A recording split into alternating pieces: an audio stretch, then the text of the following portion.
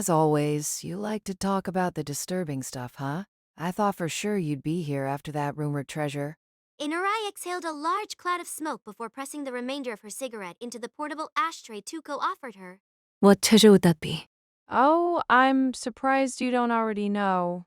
Not too long ago, something interesting popped up in a black market auction. The story making the rounds is that the Iselma family bought it up, something holding traces of the blood of a certain phantasmal species. I see. That's quite high. Listening to Inurai's words, Tuko nodded. I thought you'd be a lot more into it than that. You must have changed a lot since the last time we met. Oh, no, not really. I just thought it might be best to hold myself back for now. If necessary, I can always just put out some money from the clock tower in my sister's name. It's just this time, it doesn't happen to strike my curiosity all that high. Well, I guess that's artists for you. Offering only a shrug in reply, Tuko turned a question back on her teacher. It seems Lord Byron has called you out with the social assembly. So you noticed too, huh? It's nothing much. That aside, there's one other big fish I was hoping to see at the assembly, but it looks like that's not going to happen. Inurai said, clicking her tongue. The way she did it made her look like a young girl. As mysterious as it was, it seemed to reflect in her nature at all. And who would that be? The Lord of the Faculty of Modern Magecraft. With that, she waved a hand. With that, she disappeared into the night fog.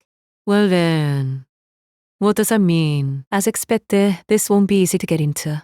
I'm not forgetting anything, am I?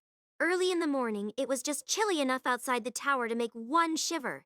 The temperature change between day and night was rather intense thanks to being in the lakeside. In October, midday could see temperatures as high as 20 degrees, while at night it would drop to 0. As the night's mist was slowly being pushed out by the sunlight, bizarre shadows and faint rainbows could be seen here and there in the fog. Among the diffusion of the rainbows, large human-shaped shadows were cast against the fog, a phenomenon known as the Brocken specter, so named for the Brocken Mountains in Germany where it could often be seen. The fact that this phenomenon could be seen at such a low altitude made it seem appropriate as a dwelling place for Magi. No doubt long ago people had feared the place as being full of ghosts. Behind me, I heard someone's breath catch. Something wrong? No, Gray couldn't find the words. Adjusting her hood to hide her face further, she dropped her gaze as if embarrassed. Hi-hee! Probably just her usual phobia. From around her right hand, Ad went ahead and put his mouth to work. That's right, she has a thing against ghosts, doesn't she? Last night there hadn't been any fog, so it hadn't come up, but this kind of scenery might have been a bit difficult for her. Perhaps it was best to keep hidden how much I enjoyed her troubled face. No need to share my hobbies with the world. Getting from one tower to the other took about 10 minutes. As if the party the night before had never happened, the Tower of the Moon stood in silence. Seeing the thorny bushes wrapped around it and the cracks that ran through the walls, it looked like an entirely different building than the one we had visited the night before. Following the instructions we were given, we entered through the rear door. As we had been told, the door was unlocked, and we were easily able to gain entry. As quietly as we could manage, we slipped through the hallways of the tower. Clearly showing the whims of Lord Byron, the inside of the tower was filled with pictures that smacked of the faculty of creation. If this had been a ghost story, then surely the hideously laughing portraits would have cast a curse on me. Actually, the slight burning in my eyes told me that they actually were almost certainly enchanted in some way. My annoyed constitution was quite the bother. If I couldn't control them at this level, rather than getting a cool name like Mystic Eyes, I was more likely to be accused of hay fever. The main source of hay fever here in England was grass, so the season peaked in June and July. According to my brother, hay fever was dealt with in the Far East by wearing masks, which put a somewhat strange picture in my head.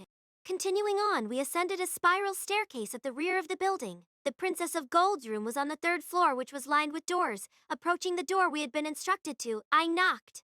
Miss Deidre, are you in? There was no reply. No, from the start there was no sense of a person being inside. Unlike the door earlier, this one was locked, so no matter how I pushed or pulled, it stayed shut. I suddenly had a very bad feeling.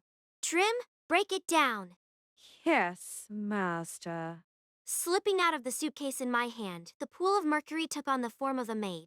Her right hand then turned into a battle hammer, allowing her to smash the door apart with little effort. Careful not to step on the broken fragments of door, I hurried into the room. The room within was quite tidy. Besides the 4-poster bed, the other furniture in the room was also of high quality. Was that jellyfish-like lamp a piece by Emile Galley? The most surprising thing was the complete lack of mirrors.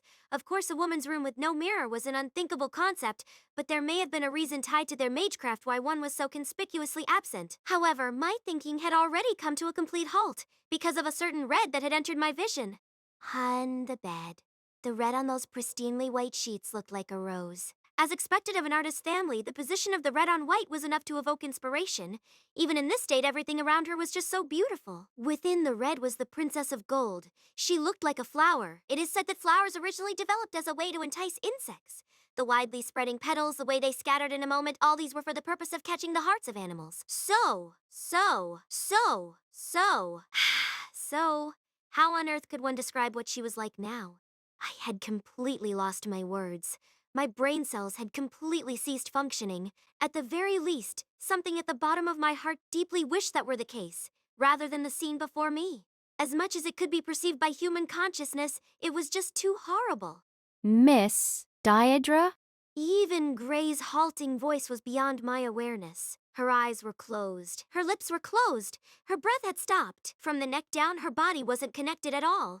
The rest of her body torn to pieces. The severed head of the Princess of Gold rested on the soft sheets. The Twin Towers at Iselma Chapter 3. The news of the Princess of Gold's death spread through the Twin Towers like wildfire. In order to preserve the scene, I stayed in the room and sent Gray off to spread the news. The situation being what it was no time at all before people began gathering in her room to see for themselves what had happened. Her body was just too hard to take. While it had its own beauty to it, it rather inspired dread. Whether dead or alive, her expression was still as always. If I hadn't thought to send Gray away to contact the others, I might have stared stunned at her remains for an entire day.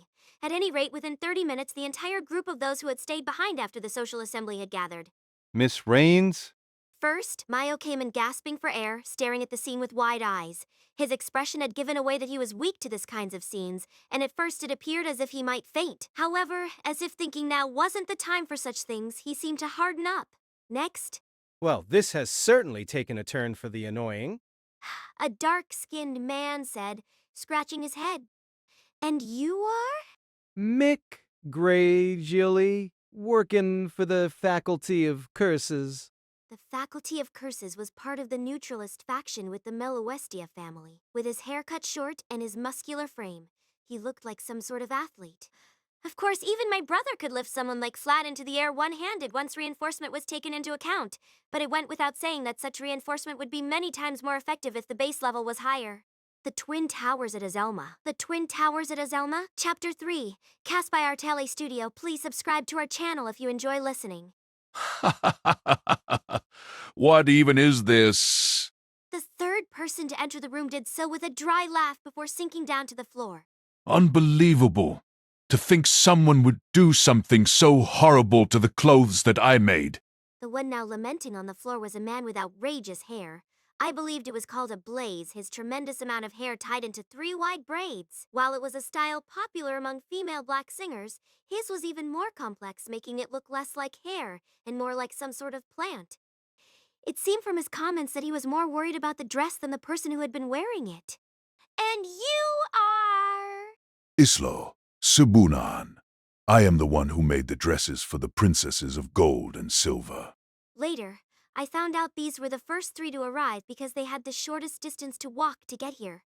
Apparently they had intended to invite the princesses to breakfast before returning home from the assembly, so they had been lounging around tower. The one thing they all had in common was belonging to the neutralist faction.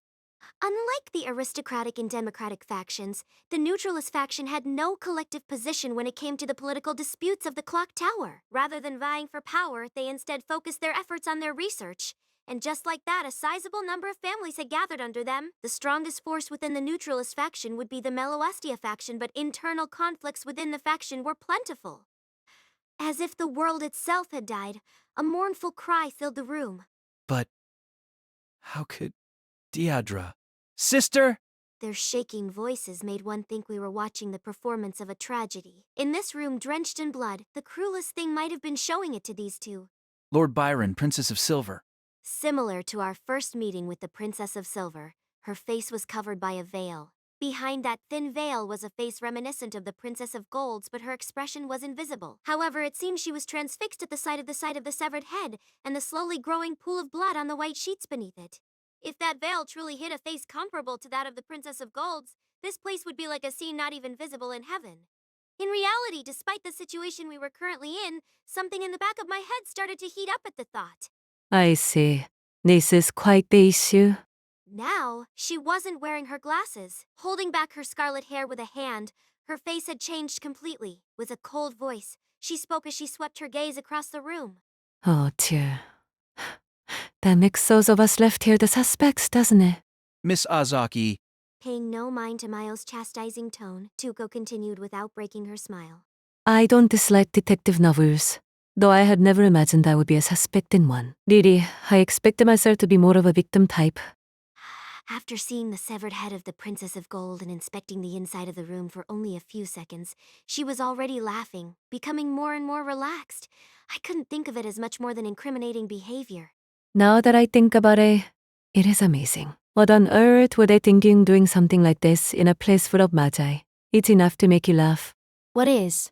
Think about it. I heard the story on my way here, but before you forced your way into the room, the door was locked, right? I've been here for a while, so I heard about the locks on these doors. The doors to the princess's rooms are sealed by a mystic lock. It's a type tied to the wavelength of magical energy of the user, so any random person wouldn't be able to open it. They are used pretty commonly to seal travel walls in the clock tower as well. In short, no one except the Princess of Gold could have opened this door. A mystic lock, I had been told the same thing by Diadra. There were a number of different types of mystic locks, but in general, they were a type of mystic code that used particular wavelengths of magical energy as a key. They had a number of disadvantages, from their high price to the fact only magi could open them, to the nuisance it caused trying to switch who was capable of opening them. Even so, those disadvantages added a heightened level of security which made them popular in a variety of places, and one of those locks was on the Princess of Gold's door. Regardless of the fact the Princess of Gold was dead, the lock had been set, which means this was a closed room. for a moment, the room was filled with silence, because everyone had already reached that same conclusion. Even in the world of magi, it was an unreal situation. Just like she said, we could only wonder what meaning such a state of affairs held. Well, when it comes to magi like us, killing someone in a closed room without entering it ourselves isn't something all that difficult. For example, your worm Hydra would be able to accomplish something like that with ease, wouldn't it? It's a common rule to suspect the one who first discovered the body. Bah. You were also the last ones to see her, weren't you? My heart suddenly jumped. I'd like it if you appreciated my ability here not to let my feelings show on my face, suppressing the sound of the loudly racing heart in my chest. My voice came out perfectly even and natural as I responded. Is that so? Lord Byron? At Tuko's request, the gentleman nodded his head. Stiffening his body, he shifted his cane to his wrist and snapped his fingers. At that sound, 2 more people entered the room. The twin maids of the Princesses of Gold and Silver. Karina, was it? What was it that Diadra and the El-Melloi princess spoke about last night? I wasn't present during their discussion, so... But there was no way Tuko would let that pass. Unburdened by her glasses, Tuko's cold and stubborn personality pressed the young maid for more. Yes, you weren't there. I am well aware. But surely you must have had some intuition as to what they were speaking about. For a while, Kalina remained silent, staring at the floor. Kalina. This time Byron called the maid's name. As if unable to disobey the orders from her master, Kalina finally responded. Lady Diadra was asking for asylum with the El-Melloi family. Besides Kalina and Tuko, the maid's confession earned a surprised gasp from all present. Think it's in danger. I bit my lip in frustration. We were completely trapped. There was no way we could just pass this off by saying that we had no intention of granting that asylum. On top of that being that we were the only ones here representing the Lord El-Melloi faction, we had no backup either. Kalina, why? Regina? Kalina and Regina, was it? Either way, her words were nothing if not lethal. This is something I can't overlook. Of course, there was no way I could be so brash as to say this was the first I had heard of it. Having been driven so thoroughly into this corner meant, at the very least, I had a good grasp on what had happened in the time since the princess' death was discovered. I would appreciate an explanation, Princess El-Melloi. Yes, I had in fact received such a request from Lady Diadra. If I were to remain silent here, it would be the same as confirming everything they had said. If I was going to come up with some kind of refutation, I was going to have to think of it while I was talking. However, I give you my word I never laid a hand on her. After all, what would be the point in killing someone who had come to me to ask for asylum? A fight ensued after negotiations broke down. Doesn't sound so far-fetched to me. Before I could even grind my teeth at his unsolicited opinion, I felt the gazes of every magus in the room snap to my hands and feet. If I were to do anything careless, I would be dead in the blink of an eye, and the few assets that remained with the El-Melloi family would be thoroughly seized. Enemies on all sides. After all, it was none other than I who had attended the assembly. We, Rhines. No, Gray? But Yes, if you use that, we might be able to get out of here, but doing so would deal a fatal blow to the El-Melloi family. That is a much more severe problem than just my life. Though I couldn't keep the bitterness from my voice, I explained our situation. It was truly unfortunate that my values were aligned so. If it had been my brother, he probably would have had no issue running away. The people living now are more important than politics or the family, he would no doubt say. That's why you're only second rate, is how I would no doubt reply. But I was not my brother. Just a little. I felt some regret at that. Lord Byron took a single step into the blood-drenched room before speaking again. In any case, it seems a more detailed investigation will be required. So it appears. Until then, I'll be relying on your hospitality. I especially hope we can arrange some good tea and scones for breakfast. My stomach really won't settle for anything else. And we wouldn't want to put our newfound cooperation at risk now, would we? Cooperation? What are you trying to say? Rhines El-Melloi Archisorte. It should be clear, shouldn't it? I'm going to smoke out the culprit behind this incident, on the honor of El-Melloi family itself. In response to my words, the room broke out into a variety of responses. The three magi from the Melloi faction blinked dumbly, and the twin maids held their silence as if they had no permission to speak. The Princess of Silver, her reaction was still hidden behind her veil.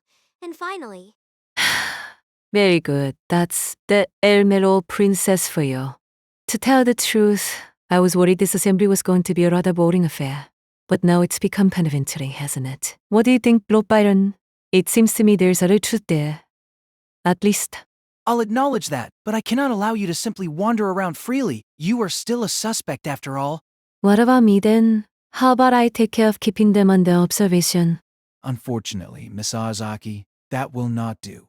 Have you forgotten that you are also a suspect here? Ah, I see. Well, that is a problem. shrugging, the scarlet-haired woman easily dropped her apparent interest. Knowing what we did of her, there may have been nothing more to it than that. At the very least, it seemed like she didn't plan on using her title of Grand to bulldoze her way through everything. Then what about me? Of course. There was still one person who had yet to show up. One woman who at this gruesome scene held an unquestionable authority over everyone else. Sorry for being late. I heard the gist of things, but if it's come to this, there should be no problem if I keep watch, right? Lord Valuleta. Inerai Valioleta Atrahome, one of the corners that made up the triangle of the three great families, the old woman at the very peak of the Valuleta faction. Of course, if you were to look for someone more trustworthy in this situation, you wouldn't find someone above her. Even if the clock tower were to do an official investigation afterwards, almost no one would doubt her testimony. No objections, ladies and gentlemen?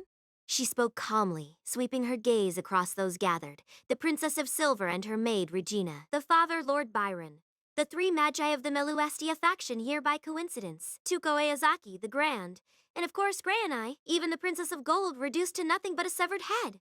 Nodding in satisfaction, the old woman clapped her hands together. All right, everyone is dismissed. From now on, it's the detective's turn. Effectively, the only ones left were Inurai and myself. As expected, none of the other magi dared to oppose Lord Valuleta's word, and quickly retreated from the room. Perhaps because I had been halfway paralyzed by nerves I hadn't noticed it before, but the cloying smell of blood was enough to make me want to vomit. Thanks to my classes on black magic, I had become somewhat used to such things, but I wasn't certain anyone could get used to the smell of an entire human being's worth of blood. I had yet to touch any of it, yet even so I felt the rusty iron smell filling me from my mouth down to the bottom of my stomach. So, where do we start? Lie, if possible from the layout of the room and the body, I see. Well, go ahead. she said with a jerk of her chin. Though she made no objection, it was still a bit unpleasant. No, I was of course grateful for her cooperation. However, my compatibility with her was just too low. Responding to frankness with vagary, and vagary with frankness was my usual style, but I couldn't see her having any problem seeing right through it all. Less an issue of the difference of age between us, it felt like we were just incompatible from the start. Actually, if we had been the same age, there was a good chance we might have been friends. Either way, as far as I could manage, I began to inspect the room with the utmost focus. The size of the room itself was similar to that of a small cafe. The main pieces of furniture were the large canopied bed and the desk with the jellyfish-looking lamp. Numerous impressionist paintings. On a rather modest-looking bookshelf were arrayed a number of low-level grimoires, though they were all luxurious enough as to match the name of the Princess of Gold itself. As far as the contents, they seemed to be the barest of basics. They were rather thorough, weren't they? The body and limbs had been cleanly cut into pieces, revealing a cross-section that repelled the eyes. There were no signs of resistance. Looking at the way she was cut, it seemed like she was killed before she had a chance to offer any. A magus skilled in necromancy would be able to discern the cause of death even with the body in this state. But that was an area of magecraft I had no connection with. The reason I was used to dead bodies was from a completely unrelated incident. Trim, do you think you can gather up the parts? Understood. Seeing that, Inorai slightly narrowed her eyes. I see with the body this scattered, we can't even tell what the murder weapon was. To begin with, the fact that magecraft was a possible weapon in the scenario meant that the cause of death could be more or less anything. As Tuko had suggested, Trimmao itself was capable of imitating more or less any physical weapon. Just as having a closed room was more or less meaningless, the idea of a specific murder weapon was similar. Yeah, that being said, if we can find out why they set up a closed room, it might lead us to something. I see. In short, you're looking at things as if the ceiling of the closed room was an accident. Precisely. In detective novels, the main reason the culprit creates the closed room is to eliminate evidence of their involvement. Logically speaking, if it was a murder that no human could have done, then the culprit can never be caught. That is the underlying assumption. However, when the suspects are all magi, that assumption doesn't hold water. Really? They could make as many closed rooms as they'd like? Even limiting yourself to long-distance curses, there were a number of varieties available. For example, things like manipulating the water in the blood to force a stroke, or overloading the victim with fire elemental energy to cause a heart attack were not difficult. Of course, in this situation, the victim was experienced in magecraft as well, so such basic curses could be all but ruled out. But the idea of impossibility that a closed room was supposed to bring about was easily dismissed. As such, it was my supposition that the creation of the closed room had been an accident. It wasn't that they intended to create a closed room, only that it became one by chance. Following that train of thought, it was possible investigating the situation of the room could lead to a clue. Nothing, huh? I wasn't really cut out for this kind of cramped thinking anyways. I was more of the type to read a detective novel starting at the back, lording my knowledge of the future over the characters as they struggled to discern the culprit. However, there was something else that had caught my eye, something that would be present in any woman's room that was conspicuously missing. Why are there no mirrors? Maybe she had grown sick of her own face? If you were that beautiful, wouldn't you be more likely to develop into a narcissist? To be honest, it was beyond criticism. Art that had been developed to such a level wasn't something you could simply get tired of. If you gathered together the people who would be happy just looking at that face until they died, it would be a long line indeed. Some of them might even call that line a stairway to heaven, though maybe a stairway to hell would be more appropriate. I understand the logic, but I guess that's the pride of youth. Once you get to my age, you won't be interested in looking at mirrors anymore. It just makes you think you should have pursued plastic surgery more zealously when you were younger. Lord Valueletta. Kidding, of course. Actually, would you believe that even now I'm enchanted by my mirror for at least 30 minutes a day? Sorry, I just suddenly had the urge to tease a bit. Being so thoroughly on the opposite side of my usual exchanges, I felt totally out of my element. Actually, it was a little bit exciting, but I decided to put a lid on that for now lest it lead somewhere inappropriate. By the way, do you mind if I ask another question? By all means. I'm not the kind of person who would be capable of refusing Lord Valueletta of all people, after all. Glad to hear it. Are you really that interested in reviving the El-Melloi family? I'm not really all that attached to the El-Melloi family itself, no. This is just the way things turned out. From the start, the El-Melloi faction was at the bottom of the pile. By the time things had rolled around to me, All the high-ranking families had already either been estranged or distanced themselves. After that, among the younger generation who were related by blood and hadn't received a magic crest yet, I happened to have a particularly high compatibility with the source crest. Something like that. Well, crest splitting was a pretty common practice within the El-Melloi faction to begin with, so having a high compatibility was to be expected. Crest splitting, the practice of taking a small portion of the magic crest from a magus of the main family and transplanting it into someone else. Originally, the first generation of a magic crest was developed by implanting a fragment of some lost phantasmal species or mystic code, called a core, into the body. Of course, since you were implanting a completely foreign object into the body, the rejection response was far stronger than what one would see when receiving a crest from a parent. By suffering through those rejections for generations, the core would slowly become saturated with the host's magecraft, and thus the magic crest would be complete. However, magi that used this method to produce magic crests were all but extinct in modern times. While there weren't that many from outside previously established magecraft families that decided to pursue it, those that did typically received a crest split from a much more historied family. Of course, since it was a transplant from a stranger, the intended function of the magic crest, to act as a crystallized mystery, was all but lost. Even so, it was a method that would produce results many generations faster than starting from scratch, and it was much easier to control the development of a crest made in such a way. This method did damage the original parent crest, but with the help of a tuner, such a level of damage could normally be repaired within a few months to a year. In exchange, they could expect a tremendous loyalty from the recipients. As such, it became commonplace for families involved in factional struggles to create such branch families, and the original family from which they were derived would come to refer to their magic crest as a source crest. Yeah, he said that apparently, if the head of the source crest family dies, that loyalty doesn't mean all that much. It was often mentioned that the late Lord El-Melloi II's death in the Fourth Holy Grail War was a result of recklessness caused by his youth, but he really had gone there treating it like some sort of game. Or perhaps he had just been trying to show off his talent to a certain someone. I see. But if you aren't attached to the El-Melloi family itself, shouldn't you be satisfied by now? You and your brother have done more than enough. You should be able to fetch quite a price by selling off the family, don't you think? It's not like there is anyone who could buy it that would be problematic. Huh. Of course. I would be lying if I said the idea hadn't occurred to me. To be frank, the faction warfare within the clock tower was a load of crap. Putting aside the Mellowistaya faction who focused entirely on their research, the aristocratic and democratic factions continually sharpening their swords for each other just made me want to yell at them to grow up. If they keep saying they are so far above earthly things, why are they still squabbling over political power? However, there is an enemy in front of me, and I have the means with which to fight it. Therefore, I can find no reason not to do so. Well, sorry. Unfortunately, I was no better than they were. My brother might have been able to come up with a better reason, but not me. I see. You're a hardcore fighter then. Is it true that the Princess of Gold had been looking for asylum? Unfortunately, that is the case. Lying carelessly while the truth was still uncertain would do little more than make my situation worse, though it had been a common enough occurrence in the old El-Melloi family. Why is that?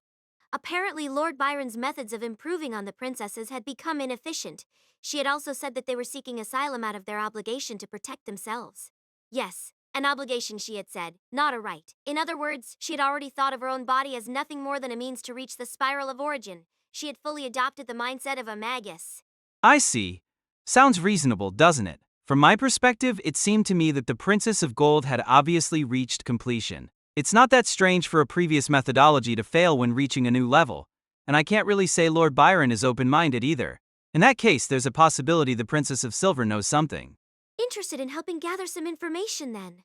Unfortunately, that would be a bit of a conflict of interest. My job is just to keep an eye on you this time. Her tone and attitude were rather frank, but her ability to keep matters divided seemed appropriate for a lord. Well, if that hadn't been the case, there was no way she would have risen to the top of one of the major factions, completely different from the smallest, weakest El-Melloi faction. When did this all start? When did what start? Oh, just about the Princess of Gold? Of course, she may have been pretty since she was a child, but can you really change someone's face that much just by how you raise them? Something in her words made me pause. I couldn't quite put my finger on it, so instead I changed the subject. Gray, when you were at Adra, did my brother say anything about his attitude when investigating the incident? Like it's meaningless for a magus to think like that or something. Yes. Something like, There was no meaning to asking who done it or how done it in an incident involving Magi. Of course I remembered that detective novel vocabulary. Whodunit? Who committed the crime? How done it? How did they commit the crime? Certainly, when it came to Magi, those two things would be far too flimsy to rely on top of not being able to confidently say what type of magecraft was even used, when everything from fairy rings to slip through walls and curses to kill from a distance were in play. The possibilities were almost limitless. But the why done it was an exception, I think. That makes sense. That makes sense. Even if they were some kind of super being that could cheat the laws of physics, Magi could never deceive thought itself. In a way, it could be said that they were creatures that existed for that purpose. In order to reach the unreachable, they were existences that had gathered together the full sum of their will, gathered together all manners of concepts, though no matter how I talked about it, I was one of them too. Master, I have finished arranging the pieces. As she had said, resting upon the bed sheets was now what had once the Princess of Gold reproduced. As if inspired by a jigsaw puzzle, the body looked like it had been cut into close to 20 pieces using an electric saw. Its beauty was enough to make one forget that it was dead, inspiring a whole new kind of nausea. The parts have all been gathered, then. Depending on the person, gathering the parts of the body together was useful for a number of schools of magecraft. For instance, as I had mentioned earlier, necromancy. In the West, most were influenced by astrology, and so arranging the parts according to the 12 constellations and ascribing them each a meaning made them available for use as catalysts for a variety of types of magecraft. Even in the incident at Adra, the 12 constellations and 72 angelic names came up, and certain body parts of each magus were being stolen, though it had all been a front for stealing their magic crests in the end. It seems like she had no magic crest from the beginning. Well, the princesses are more like the results of their magecraft, so Lord Byron, as the user of that magecraft, is probably the one who has the crest. I see. In that case, commitment to the family's magecraft meant dedicating themselves to their father, did it? Resisting the twin tortures of the feeling of nausea caused by the smell of blood and the intoxication caused by her beauty, I took some time to observe the parts of the corpse. The thing that seemed most dangerous was the artistic nature of it, like a devil's hand reaching for my soul. It could be said that was a magus, but the almost blasphemous attractiveness of it could never be confused as coming from God. Suddenly, I felt a faint pain in my eyes. It was coming from the edge of the broken door. Using my fingers to lift one of the wooden fragments from the stone floor, something fell out from it. Sand? No. Is this ash? The fact that it was making my eyes hurt meant that there was some level of magical energy in it. Considering this was the living place of a magus, that wasn't all that odd. Miss Rhiney's? Did you find something? No. Wrapping it in my handkerchief, I hid it in my coat's inner pocket. Putting my hand over my eyes, which had begun overheating, I gave a small smile. Anyways, I need to get my thoughts together, so I'll be returning to my room. The morning sun burned the stark image of the tower's shadow into the ground. The southern autumn wind gently brushed over the grass, and it waved in return. Had it not been for the circumstances, one might be expected to draw the connection between the idyllic scenery and the creation of the princesses. However, there were in fact such circumstances.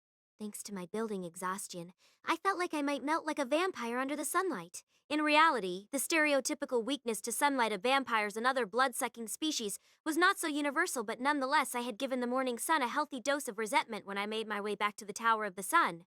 In order to relieve even a small fraction of my exhaustion if possible, I returned Trimau to her suitcase, and after the application of my usual eye drops I plopped unceremoniously onto the foot of my bed. The cold walls of my room felt entirely different from the day before. That wasn't entirely unexpected. This was the living place of a magus, after all. More than just the fact that friendly relations had broken down, it was more like the environment itself had become a formidable opponent of its own. And the result was a formless pressure weighing down on me. The room held a veritable chill, as if it had been transformed into the organ of some sort of giant. It was sort of like the phenomenon of seeing faces in the stains and spots of an ordinary wall. Scientifically speaking, the human brain perceives triangular shapes as faces. This so-called simulacrum phenomenon was even put to use by modern digital cameras to recognize faces, but magecraft could also exploit such weaknesses of the mind, using the bare minimum of magical energy to produce the absolute maximum effect, wrenching open an otherwise guarded mind with mundane psychology. It was said to be the fundamental technique of magecraft, such as curses. In the same vein, similar techniques of self-suggestion to transform oneself into a system that creates mysteries were foundational to magecraft in general. As such, it was common for a magus's workshop to include features to trigger such phenomena. Letting my mind wander off all on its own again. Letting my mind wander off all on its own again. Gently, I shook my head, my thoughts wandering every which way was a sure sign of the task at hand. Miss Reynes, what will you do now? Well, I've taken some measures for insurance already. As for us, as I started to speak, I was interrupted by a cute growling sound. I looked up to see Gray embarrassedly pressing down on her own stomach, reminding me that we had yet to even eat breakfast. Well, for starters, I suppose we should eat something, no? Hesitant. Right, but we can't really accept breakfast from Iselma at a time like this. Can we? Oh, though I did ask for some tea and scones already. Well, if you want to refrain from eating their food, how about this? Saying that, I pulled a number of bottles out from my suitcase. I then spread some liver pate on top of emergency ration biscuit, added a few pickles, and finished it off with another biscuit on top. The trick was to spread the pate just a bit thicker than was reasonable. Even if it was somewhat unsightly, as long as the quality of the pate was good, it could be relied on to be delicious. Trim. Yes, master. At the same time, I had the Mercury maid prepare some tea. Using the mineral water we had brought with us, she transformed one of her hands into the shape of a teapot and set the water within it to boiling. Yes, it was quite convenient. As an aside, simulating heat energy with magic circuits like mine was somewhat challenging, so Trimaw's teapot hand also included the fuel of an alcohol lamp to heat the water. After adding some leaves to the boiling water, the room quickly filled with the pleasant scent of tea. Miss Raines, do you always have something like this ready? Most of the time, I guess. Before ascending to the place of El-Melloi, everyday life had actually been a flight from death for me. As such, carrying around the bare minimum of emergency food supplies had become somewhat of a habit. I can't say I had imagined it would be useful in a situation like this, however. As Trimmau poured out the tea, I arranged the pate sandwiches on some napkins. There you are. Please, go ahead. Ah, thank you. Thank you for today's blessings. Cutting the shape of a cross in the air, Gray quickly set into the sandwiches. Despite the biscuits not being all that large in the first place, she took her time eating them, as if to enjoy every moment of flavor. I also began to sip from the tea Trimmau had prepared. The fragrance of the tea pushed right through the exhaustion that filled my head. After having finished half of the drink, I added a healthy dose of milk and sugar. Normally, I would drink the entire first cup straight, but right now my brain was desperate for the energy. Closing my eyes, I waited for the food to slowly settle in the bottom of my stomach. As my heart regained its calm, I felt my thoughts return to their normal form. Now, as for the Princess of Gold. Well, of course you're possessed. As the finest of gravekeepers in all of England, it's inevitable that you'd end up cursed by all the magi around you. In response to the ill omen spoken by an equally unpleasant voice, I felt a smile rise to my face as I nodded to Gray. Miss Raines. Go ahead, Gray. After hearing my permission, with the sharp sound of a hook being released, a bird cage-like object dropped into view at Gray's right hand. The strange-looking box within the cage, marked with clear eyes and a mouth, quickly snapped its gaze between Gray and I. Wait, Gray, there's no way. Wait, please calm down. I'm sorry. Stop talking so much. Though delivered without expression, there was only one action that could follow Gray's words. Holding the cage in one hand, she violently shook the cage up and down. The scream, like the lament of a sinner rising up from hell, filled the room. In truth, it wasn't really enough to satisfy the urges I felt, but it would have to do. After listening to that scream for a good while, I nodded and Gray stopped her hand. Inside the cage, the strange box-shaped contraption was left with its eyes spinning. You monster.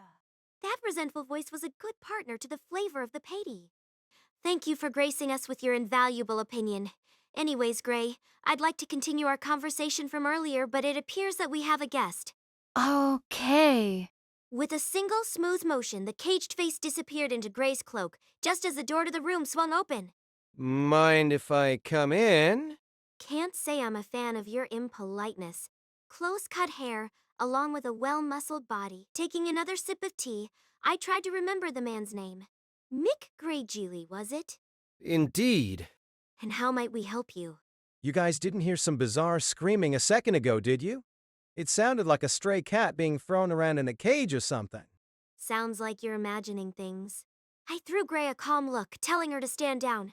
Believe it or not, Gray was the first to adopt an aggressive stance in situations like these. To say she was raised in an environment that rivaled even the clock tower in its harshness was no exaggeration. In that sense, I sometimes got the impression that Gray was like a long-lost little sister of mine, the two of us separated while still young. Not that I had asked to find out which of us was actually older. Really? The man said, stretching a hand out to his side and drawing some sort of symbol in the air. It seemed suspiciously familiar to something I had seen in a lecture on Tantric Buddhism. A coarse sound rang out through the room, and with it I felt magical energy hang over the room like a veil. While it certainly didn't seem to be harmful, I wasn't about to let someone just throw magecraft out in front of me like that. And what exactly are you doing? Gotta at least set up a bounded field, right? You can never tell who's listening in. As you can see, my magecraft is a self-taught form of tantric yoga. I have a pretty bad family line, so there's a lot mixed into it. Now, I've shown my hand a little bit, so could you at least show me a little bit of trust too? So in short, you have something to talk about. You don't want other people to hear? Well, yeah, something like that. Actually, I'm kind of a spy. What? Hearing it said so bluntly, I could feel my expression freeze midway. Without dropping a smile, Mick continued. From the beginning, the reason I came to this gathering was to check things out at the request of a certain big shot. Well, that wasn't so far-fetched. The political struggle within the clock tower was endlessly complicated. The existence of double and even triple agents wasn't that out of the ordinary. It was the natural result of Source Crest families going through painstaking effort to reduce the chances of betrayal by their branch families as much as possible. So what business does Mr. Spy have with me? I want to offer you a deal as Princess of the El-Melloi. With me? And now, of all times? I replied, showing as much caution as I could muster. After all, for a faction as weak as the current El-Melloi, carelessly getting wrapped up in a deal with a single spy was enough to blow us completely out of the water. However, what followed next was far from what I had predicted. Will you help us finish off the Iselma family? His droll voice, coupled with the undeniably serious message, echoed throughout the room. The destruction of Iselma, it was nothing less than a declaration of war on Valuleta, one of the three great families. Together with the death of the Princess of Gold, it was a single move likely to ensnare the entire clock tower in a morass of war. And as he said it, that preposterous proposal was uttered by a man who said the whole thing laughing like a fool. Behind me, even Gray's voice held a faint tremble. Even she, who couldn't really be called a magus, instantly grasped the madness that lay behind those words. The girl gulped, as if she had just heard someone casually utter the words of a curse meant to bring the whole world to its knees. Pulling Trimmow's suitcase over to myself, I gave a cautious reply. What are you talking about? What are you talking about? Just what it says on the tin? Completely lacking any sort of shyness or reservation, the man who had casually announced himself as a spy locked his eyes on me. Within that expression rich with humor, his eyes alone held no laughter. Eyes like a scientist watching a guinea pig mid-experiment. Meeting his gaze, I replied. So, are you admitting to the crime then? Oh, no. That was all just coincidence. Really, I swear, I never expected the Princess of Gold to meet such a gruesome end.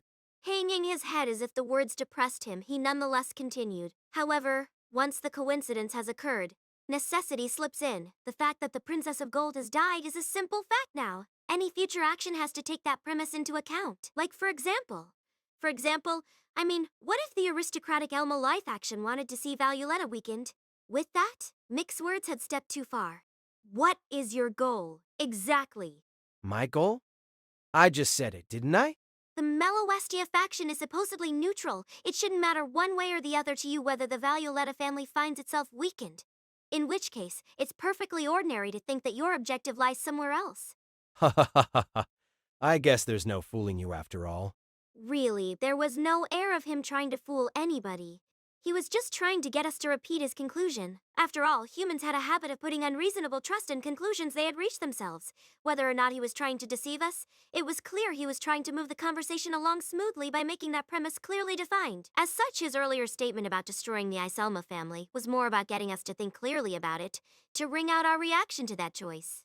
Actually, there's a certain talisman I'd like to get my hands on. Talisman, amulet, fetish. There were any number of names for it, but effectively, it was a catalyst or object that held magical energy. Particularly powerful objects were used as mysticodes, or as the core of a ritual, and would determine the overall nature of it. However, due to the overall degradation of mystery in the modern era, not only were the quality of such talismans that one could obtain rather low, it was not uncommon for those that retained some sense of power to be valued at astronomical levels. So it's mixed with the blood of a certain phantasmal species. I'm afraid I'll have to refuse. Hey. Shouldn't you at least hear me out a bit first? At the very least, it'll be some good information for you, right? I believe I've already heard enough to determine that I don't want to be involved. How prudent of you. In that case, fine. It's not like I plan on twisting your arm or anything. I doubt you'll be spreading the news about my identity anyway. Because if we do, no doubt you'll discover that we were the culprits here after all, am I right? From the start, it was hard to believe anyone would take me seriously if I just said that he told us he was a spy. On top of that, we were already suspects in a murder investigation, rather than innocent until proven guilty. Mutually assured destruction was the best we could really hope for at this point. Glad you see it my way. See you around then. With an attitude as if to say, I'll get a different answer out of you next time, Mick made his way out of the room. A short while after that arrogant presence had vanished, I fell sideways onto the bed. With both hands, I covered my face. My eyes were burning and my eyelids were heavy. If I could just sink into the bed here and be buried alive, oh, how happy I would be. Miss Rhines? If you dig your nails in like that, you're gonna leave marks. Huh? Before I had realized it, my eyes were closed. Had I fallen asleep just by putting my hands over my face like that? I already felt completely settled in, and was covered in a cold sweat. Judging by the angle of the sun peeking in through the window, it was still afternoon. It seemed like I had dozed off for about 2 hours. With a deep breath, I began massaging my cheeks. Marks, huh? I wasn't old enough to be truly concerned about it. But the day when I would have to start looking for magecraft to stave off the signs of aging came was only a matter of time. The skills of those like Mayo, who we had met earlier, were often in great demand as long as they could put out results, so anti-aging had become a rather significant source of income for the Faculty of Botany. Thinking of that, I realized something. Sitting up in bed, I began to mutter to myself. Miss Rhaines? I just thought of something. If it's here, it might not be too late. Here? Yes, at the very least, we need to find some sort of clue. Immediately, we made our way back to the Tower of the Moon. Without entering the building, we made careful observations of the ground around the tower. Careful not to disturb the plant life ourselves, we looked for signs of those who had been less cautious in their walking. And finally, bingo! On the ground clear enough that even I could pick it up were the unmistakable shapes of footprints. Since we were well out of the city, it was particularly unlikely that much of anyone would stick to the beaten paths. As such, it should have been possible to look for and follow the footprints left behind after the assembly had concluded. That was the thought Gray's words had sparked in my head. Trim, can you follow these? Understood. At once, Trimmel laid a hand on one of the footprints. After a few seconds, she spoke again in confirmation. Footprints of 10 individual persons detected. Among them, the Princess of Gold can be distinguished. Good! Without thinking, I pumped my fist in celebration. While perhaps a little shameful, I'll have to ask you to forgive me. Despite the deadlock we had found ourselves in, there was finally a spark of hope. Please follow it. Understood. With a hand still on the footprint, the mercury melted from the hands and flowed downward onto the ground. This kind of statistical analysis and pattern recognition was exactly where Trimmel was strongest. While following footprints was a sort of old-fashioned method of investigation, the fact I had so cleanly overlooked it meant it might have been a blind spot for the culprit as well. For magi that were often wrapped up in more supernatural matters, the very concept of examining the ground they had been walking on was, plainly put, outside their field of view. Gray, come with me. Having returned to its original shape as Volumen Hydrogarum, Gray and I had to start running to pursue Trimmau as she slipped through the thick foliage. Unfortunately, Trimmau and myself had not reached the point of having linked senses. That was, of course, because there was no bond of familiar and master between us. All I had accomplished was adding a personality and a human-like form on top of the foundation that was already there. As such, there was nothing for us to do but follow after her. That being said, I wasn't really equipped for a trek through the forest. Shrubs and branches were constantly getting caught in my dress, so the independently acting Trimmau was easily able to outpace us through the greenery. The scent of damp earth reached my nose. In the depths of the forest beyond where people went, there were all sorts of smells. The smothering greenery, the rotting leaves and broken branches on the forest floor, mixed with the leavings of numerous nameless animals. From the start, the kind of forest that a magus might like was one rich with spiritual energy, home to numerous poisonous herbs and beasts of prey. One could even say the mystery of these untouched forests and the slow process of taming those wilds was the history of the West from the far past up until the Middle Ages. It was no wonder so many legends of old witches began in the depths of the forest. As we doggedly pursued Tremal through the forest, the air began to fill with white, suggest when fog. Of course, the fact that we were close to a lake meant fog wasn't that uncommon. Even when we had first arrived, we had been greeted by fog. The fact that for the majority of the year fog blanketed the countryside here was no doubt the reason why it overflowed with romantic legends of all sorts. Even so, my heart began to race. An incredibly unpleasant feeling. A baseless fear, like a child wary of the darkness of a back alley. Bee? Suddenly, I lost sight of the form of Trimal ahead of us. More than that, I felt the flow of mana between us get cut completely. I think it's in danger. A boundary field? Similar to the one Mick had placed earlier, but this was on a much larger scale. In an effort to determine the nature of the bounded field, I began to focus on my now overheating eyes. As I did so, the bizarreness of the situation took a completely different form. Among the sound of loudly rustling leaves, a blade leapt through the air. Miss Rennie's. The shadow above my head where the sound originated split into two, one of which becoming the hooded form of a young girl. Gray? In the girl's hands was a scythe. Who would have thought that Ad could transform into such a shape? At that girl's command, the foul-mouthed little square could transform into a tool for exterminating the supernatural. In that case, what was it that had met that scythe in the air? An ominous shape was wavering in the fog before Gray.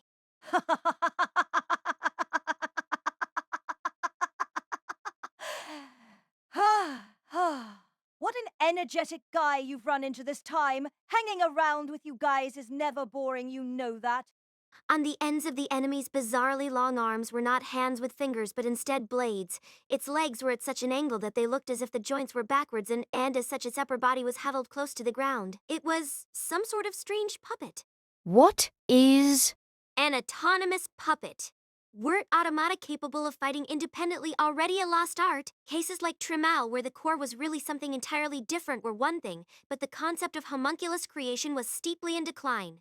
As knowledge of the human body deepened and spread throughout humanity, from the point humanity accepted that there were no mysteries to be found within their own bodies, it had lost the grounds to be a field of magecraft. No, even if we accepted my brother's theory that the human body still was as a black box, the fact that modern magi in the field couldn't compare to even antiques from hundreds of years ago was an undeniable fact. In that case, this was antiques? No, it looks far too new for that. As I assessed the situation, I felt my back teeth grinding. Without Trimal, most of my combat magecraft was gone. My magecraft was more geared towards laboratory work. Damn it. This is why I had asked my brother if my balance of classes was good, whether it was best to allot my classes in a way to learn the secrets of the El-Melloi family first or not. He had stubbornly refused to tell me. Of course, I was doing it mostly to dig at his sense of inferiority towards his predecessor, but he still was dragging it out for too long. Miss Raines, please step back. Despite how difficult it must have been to swing that large scythe about in the crowded terrain of the forest, her small frame was able to bring it around swiftly. As if to lend credence to the claim she had trained with it since she was but a little girl, the girl and scythe moved together like clockwork. 3 times the girl's scythe and the puppet's blades met. The scythe's arcing swings met the automata's straight slashes with an incredible speed. In contrast to the majority of magi, it was not a simple strengthening of the body, but its marriage to precise technique that made up Gray's terrifying combat ability. Gray's specialty was combat against spirits. Her fear of ghosts and her incredible abilities were both born of her time at one of the foremost graveyards of the British Empire. Even in the Castle of Separation, against a number of spirits sufficient to be called an army, she wasn't driven back a single step. In a way, those same skills should have been applicable to a fight against another magus, but against an automata one had to wonder how much of her strength could be brought to bear.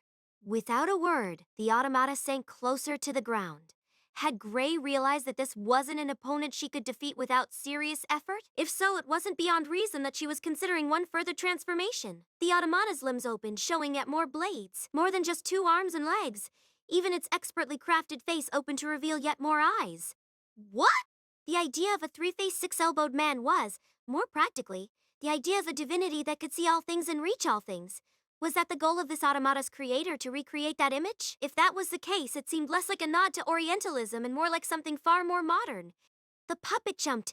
It could no longer be said to have the shape of a person, like some sort of spider or praying mantis. Its 6 blades reached out to meet the scythe. 3 times, 8 times, dash in one breath 17 times. The increased field of view and number of arms gave the automata a distinct advantage, and this time Gray was beginning to lose ground. While one might have praised Gray for managing to hold out against 6 blades with only one of her own, even I could tell that the girl's movements were starting to fall behind and that she had switched into a totally defensive stance. Hey. As Ad cried out, a blade crossed her right arm, and blood began to stream down it. Perhaps because of the sudden pain, Gray flinched back, and in that opening the automata closed the gap between them. A monster which could be described as little more than a storm of blades. The eyes on the surface of Gray's scythe turned to glare at the puppet, but as if it was completely unaware, the cold blades continued their spin in a diagonal descent. But a moment before the blades made contact, a light struck the puppet. The strike broke the puppet's posture for a moment, time enough for Gray to knock it away with a one-handed swing. Miss Rains. I can at least do this much.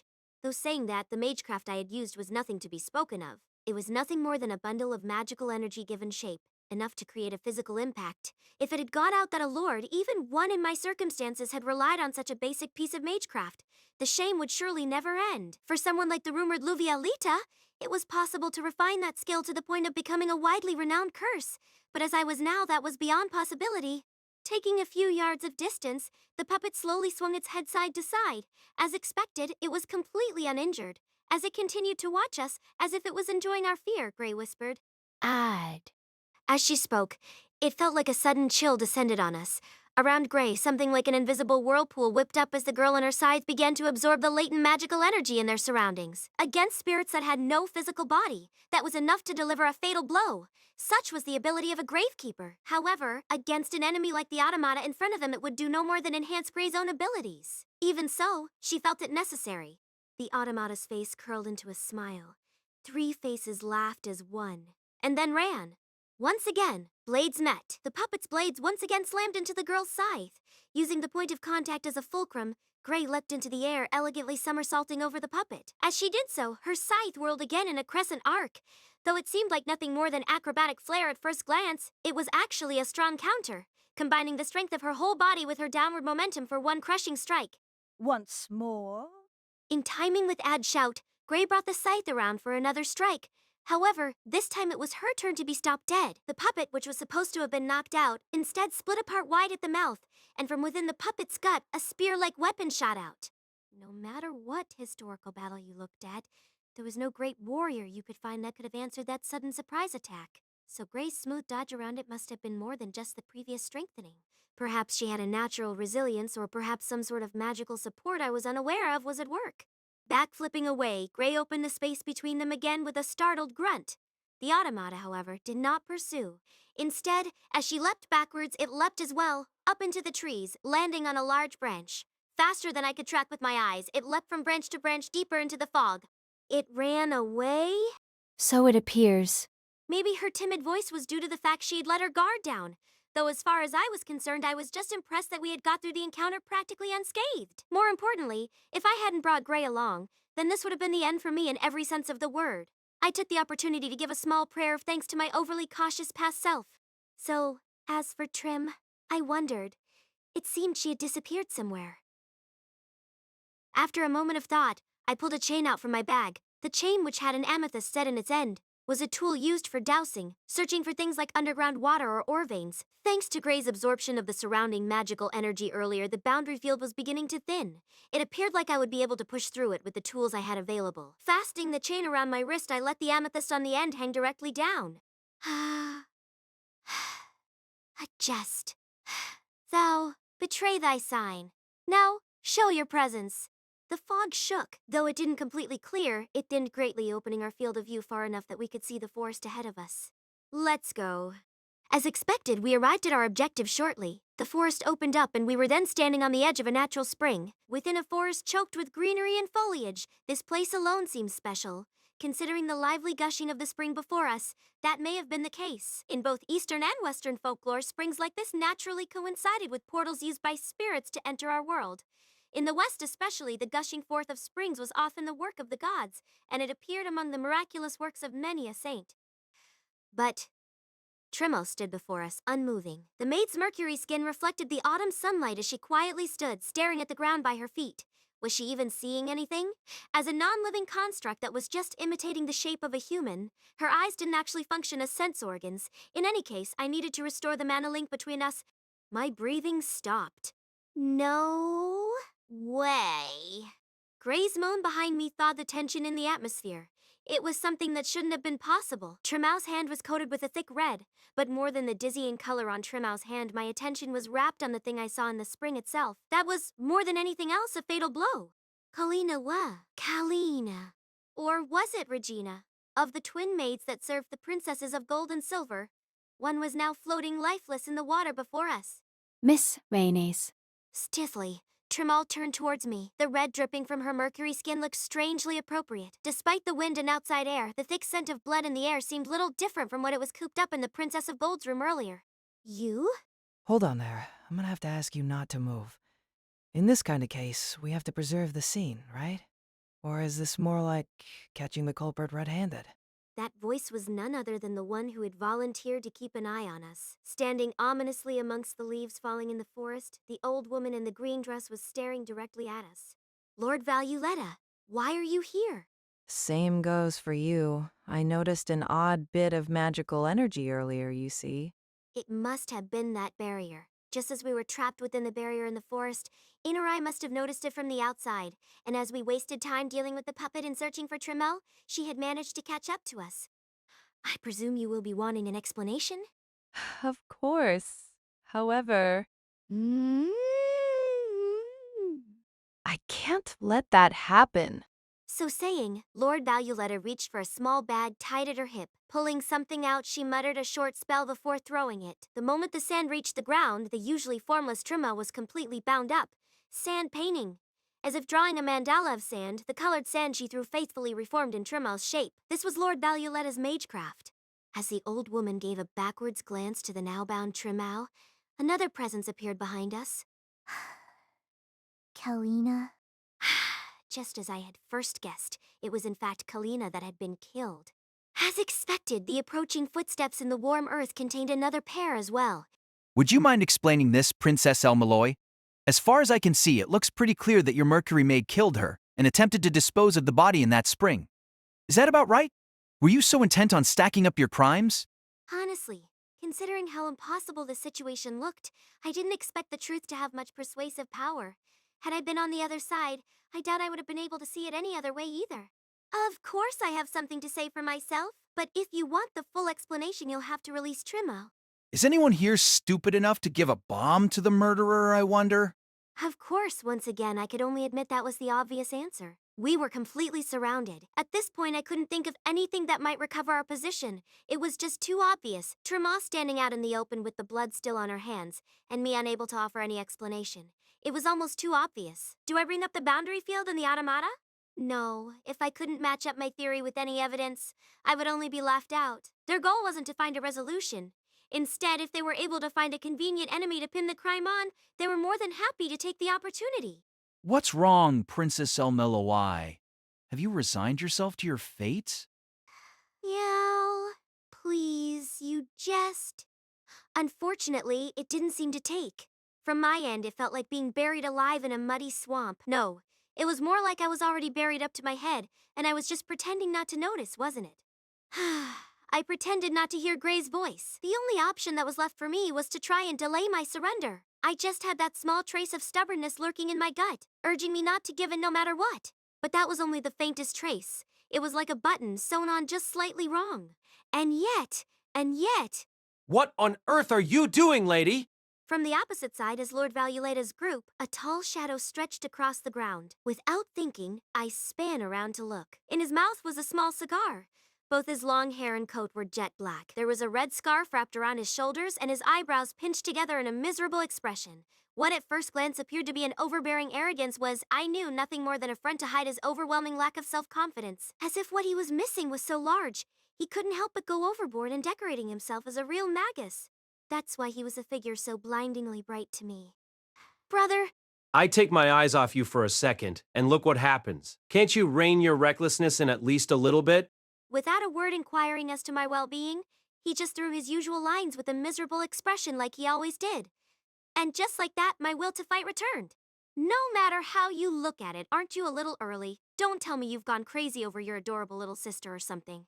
Sir, master. Before eating, I said I had taken out some insurance. Just in case, once I had heard the Princess of Gold's plea for asylum, I had made a phone call. Being within a historied workshop, any magical means of communication were naturally cut off. Fortunately, for the same reason, there was little risk of any interference with more modern solutions, and in that regard, the Iselma did not disappoint. Though, to be honest, I hadn't really expected him to come here personally by the afternoon of the very next day. You think I'd put someone else through dealing with your problems? I had Chardin take care of the classroom for me. Chardin was a veteran professor of the El-Melloi classroom. Convinced by my brother back when he had been only a third-grade lecturer himself, pulling him out of retirement must have been no small task at his age. As if ignoring the dreadful situation that was occurring around us, he scowled in his usual way as he complained. I got on the West Coast line, which took me to at least Windermere Station. Of course, thanks to there being a boundary field set up here, I couldn't rely on local people to get me any farther, so I had to do the rest of the walking myself. Do you have any idea how dirty my boots have gotten because of this? It's not like anyone but Gray takes care of them anyways. Can you please reflect a little bit on the problems you're causing other people? I wasn't all that interested in how much he had hurried to get here, nor was I about to thank him for getting his new boots all dirty for me, with the body of the maid still floating in the water, and Trimmouse still frozen stiff with blood on her hands. Even the fact that he didn't doubt us even slightly couldn't move me. And so, without changing his expression in the slightest, the one bit of acting my brother was good at, he turned to face the woman who held the most authority in this situation. I'll take care of things from here. No objections, I presume, Lord Valuetta? Oh, you're gonna say that to me, are you? I will! While practical ability may be another issue, as lords we are on equal footing. Did he think he was hiding the way his legs were slightly trembling? Where did he think he got the right to face off directly with Valuetta, one of the three great families even among the lords of the clock tower? It was an undeniably foolish thing to do. They were on such different levels I'd place better odds on an ant facing off against an elephant. But, after all, I left the El-Melloi name to him because he was like that in the first place. Shall I repeat it for you? Clicking his heels, he waved a gloved hand in front of his face as if to clear the air, before declaring, As Lord El-Melloi II, I shall take over the investigation of this case. Twin Towers at Iselma. Chapter 4. As Lord El-Melloi II, I shall take over the investigation of this case. Those words were like a declaration of war. Coming in out of nowhere, covering for one sibling by declaring you would settle everything yourself. What else could it be taken as, in reality? Of course I can't agree to that. The suspicion on your sister is beyond extraordinary. Even if you are a lord, it is not a case we can so simply hand off to you. Somewhere far away, a bird was singing. Deep within the forest, the hostility directed at us from the gathered Magi seemed unbearable. Turning to face the head of the Iselma family, for a moment my brother dropped his gaze. And then... Of course you weren't planning on hiding the Princess of Gold's formula, were you? What? What are you talking about? Seeing Lord Byron's breath catch, my brother continued. Tower of the Sun, Tower of the Moon, Princess of Gold, Princess of Silver. Naturally, it's clear enough to see that the formulas of the Sun and Moon are patterned after gold and silver. On top of that, the foundation of the magecraft seems to have an alchemical motif. The use of the Sun and Moon in metaphor is a common pattern in Western alchemy. From the beginning, the objective of alchemy was to turn fool's gold into actual gold. Following that metaphor, it is an ars magna intended to transform the lowly human into a being capable of being compared with God. In short, the princesses of gold and silver and their unspeakable beauty are a result of that process. Smoothly, as if reading it out of a textbook, my brother summarily shattered the mystery behind the Princess of Gold. No, in this case, that might literally have been true. Lord Byron, whose expression had gone dark from my brother's first words and had only continued to worsen from there, seemed to be ample evidence of that. However, when I actually saw the towers of the Sun and Moon, I was truly impressed. In actualizing the form of the Princess of Gold, you've internalized the motion of the planet into the human body. Certainly, correspondence between the microcosm and the macrocosm is a fundamental of magecraft, but rather than incorporating that into your living space, you've incorporated the motion of the planet directly into a human's life. Even if it's an idea proposed often enough, those who are able to actually accomplish it are vanishingly few.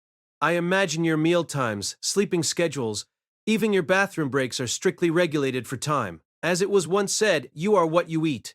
The things you put into your body are what make up your physical structure. For example, as a certain emperor attempted in his quest for immortality, the imbibing of mercury isn't actually wrong per se, But if it isn't done with a body built the same way as the stars, then it will just become poison. Understanding that, not just your food and lifestyle, even your environment were made to unify with your physical bodies. Even the ley lines in the ground here are the same, like the styles of magecraft unique to places in the east like Tibet. Drawing magical energy forcefully from the earth was probably a daily habit for you. The Twin Towers at Iselma. Chapter 4, cast by our Tally Studio. Please subscribe to our channel if you enjoy listening. Manifestations of the land itself. In addition, if your bloodline has continued to stack up this behavior over the generations, then... Stop! A sudden shout interrupted him. Lord Byron glared at my brother with obvious enmity. It was understandable. Having one's magecraft so thoroughly explained right in front of your eyes was like watching your own soul get pillaged. On top of that, having it happen in front of so many high-ranking magi, even if it wasn't something so simple to copy, the chances of their carefully concealed magecraft being stolen away was quite high. The trade secrets and patents of magi within each faction were akin to a lifeline to those magi that owned them. Right. Then let's stop here. Without missing a beat, my brother nodded. The heavy silence felt like a gathering of dark clouds. Lord Byron continued to glare at my brother like a vengeful ghost, as if he had just watched his family's treasured heirlooms be pilfered right in front of him. I see. So this is the infamous Lord El-Melloi. The second, if you please. I don't really live up to the original name. In response to that, Lord Byron nodded with a bitter smile. Seeing that, my brother gave a deep bow. And thus, taking advantage of your great generosity, I would like to request permission to open my investigation. Very well.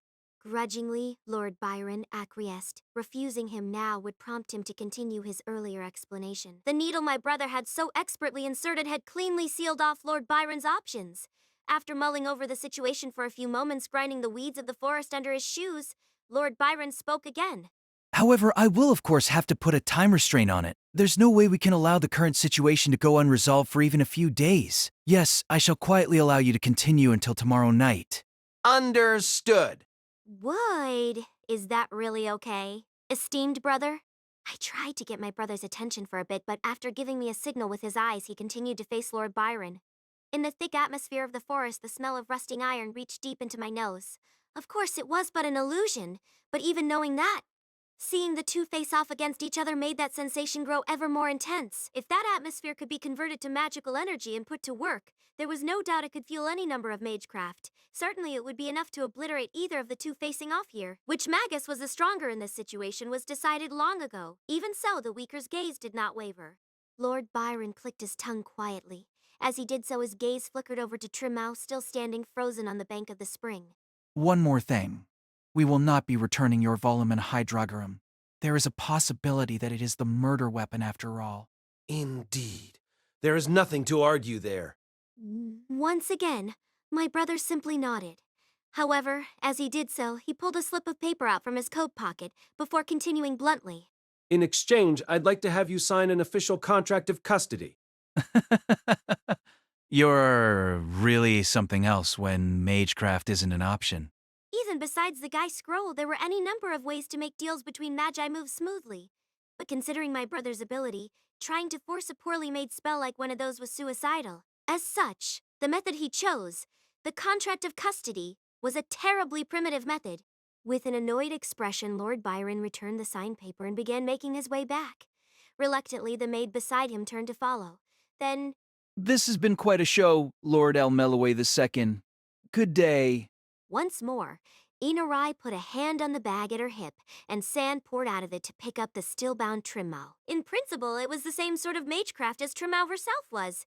But even if the sand was the same sort of catalyst, the chances that it was a mystic code on the level of Volum and Hydrogrim were slim to none. Rather, considering the enormous cost and ability required to operate in that manner, it was more just a demonstration of her position as head of one of the three great families. As the three of them left us, it was all I could do to not collapse on the spot. If I collapsed here, I felt like I might not be able to get back up again. But more importantly, that was a side of me I definitely didn't want to show the guy who had just shown up. My goodness, your arrival was certainly quick and flashy, wasn't it? Honestly, more than the relief I felt, I was more lamenting what he had just done. Honestly, exposing someone's magecraft like that, I'm not even sure you were doing it on purpose. I don't do it by accident that often. As if he was seriously upset by that, the ever-present wrinkle in his brow grew slightly deeper. Even if he was going to say something like that after his exchange with Lord Byron, that was pretty hard to believe. For someone who was so troubled by violence, he was awfully violent himself. Speaking of which, it was him that decided to selfishly steal his predecessor's relic for the Fourth Holy Grail War. As expected, completely unconsciously.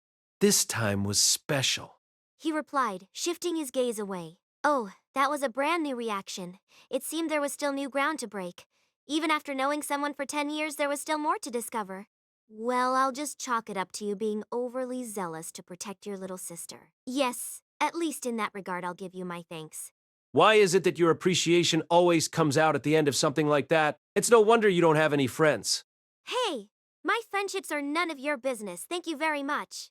Even if not by blood, as your older brother, I have some responsibility to take care of you. Having literally 0 friends is really not good for you. Are you sure you want to go there, though? Dearest brother, I believe that's a blade that may quite easily be turned against you. My brother stopped dead. Oh, excuse me, I completely forgot. You have an excellent friend, don't you? Someone so special that you left your most important collateral in their possession. That is completely unrelated. Finally released from the overwhelming tension from earlier, we had smoothly slipped into our normal routine. Master, someone else is coming. Gray, however, was quick to pull us out of it. The 2 of us turned to face the shadows in the forest that had taken Gray's attention. In exchange for the 2 that had visited us earlier, this time it was a woman with dark scarlet hair. My. After being in such a rush to take a look, isn't this an interesting guest? Seeing her, my brother's eyes went wide. You are completely unchanged. Hey, that's the first thing you have to say to me? Please, stop before you make me want to kill you, Lord. From there, she pulled a pair of glasses out from her pocket. After putting them on, she smiled softly. A pleasure to meet you, Lord El-Melloi II. It truly is an honor. Introducing myself as Owazaki should be enough, I trust. Tuko Awazaki. In the exchange between my brother and Tuko, I was able to detect the hidden message, though I hadn't considered it earlier. The problem was her age. I didn't remember it exactly, but at the very least, Tuko's promotion to the rank of Grand was some decades ago. Even so, she unequivocally had the appearance of a woman in her 20s. Please don't misunderstand. This wasn't simply a matter of her putting on false appearances. Sure, in Magecraft there were any number of ways to slow down aging. One could even say that eternal longevity was the driving force that permitted the advance of Magecraft as a whole. But her appearance wasn't even close to that level. She was perfectly, exactly unchanged from her youth. And not just her face, her entire body seemed perfectly unchanging. True, it was just an impression, but giving off such a first impression threatened all sorts of implications. Of course, there were those who would take the opposite implications from that as well. Lord Byron explained the situation to me as I passed him on my way here, so you will be taking over this investigation. That is my intention. I may be of small talent, but I will endeavor to expend all efforts I can. Ah yes, that defiant attitude indeed is so like Lord El-Melloi. I believe this is the first time we've met, though. Ah, not chill. I had some dealings ago pretty up there. Long ago I made a prosthetic arm for him, you see. Gray's expression shifted. That was in the Fourth Holy Grail War. Ah, so you know already. Earning a choked response from Gray. You were involved in that war, too? Ah, no, please don't misunderstand. Ah, no, please don't misunderstand. I didn't participate in the war directly at all. As I mentioned before, this is the first time I've met the current El-Melloi head face to face, though I did have him pay for the work. I see. My brother cleared his throat, a hollow sound in the empty forest. I heard that your ceiling desexation was put on hold. As expected, my brother had heard of Tuco's change in status. Well, as part of the Clock Tower's leadership, him being familiar with the news around one of the few existing Grands wasn't particularly surprising. In contrast, Tuco responded with an uninterested smile. For the time being, the clock tower and I have come to an agreement. I wonder how many years that will last for. She spoke as if it was an issue completely unrelated to her. It seemed to her that the idea of a ceiling designation, both feared and idolized by countless magi the world over, was nothing more than a boring news story to her. Was that the perspective of someone who had reached the pinnacle, a true Grand?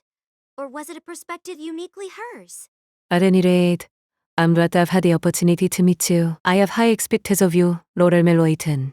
With a wave and a smile, Tuco took her leave. This time for sure.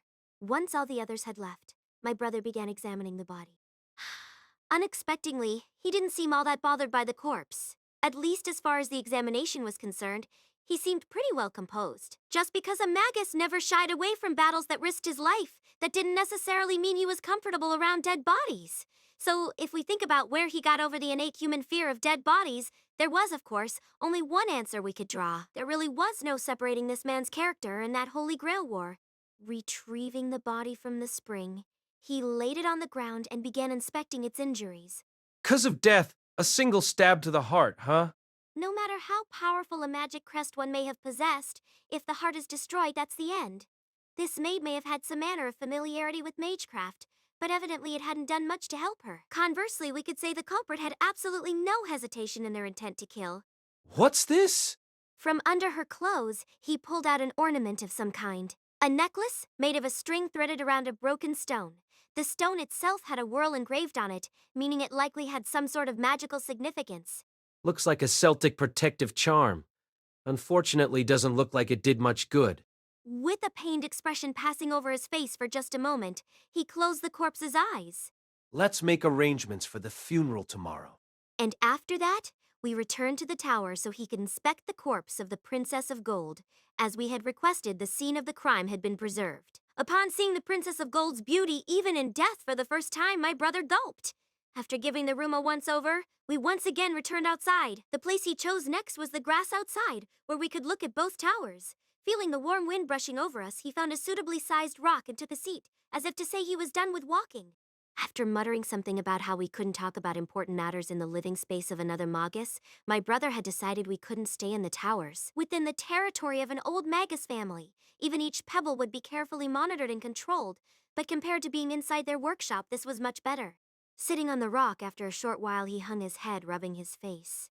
Honestly thought I was gonna die.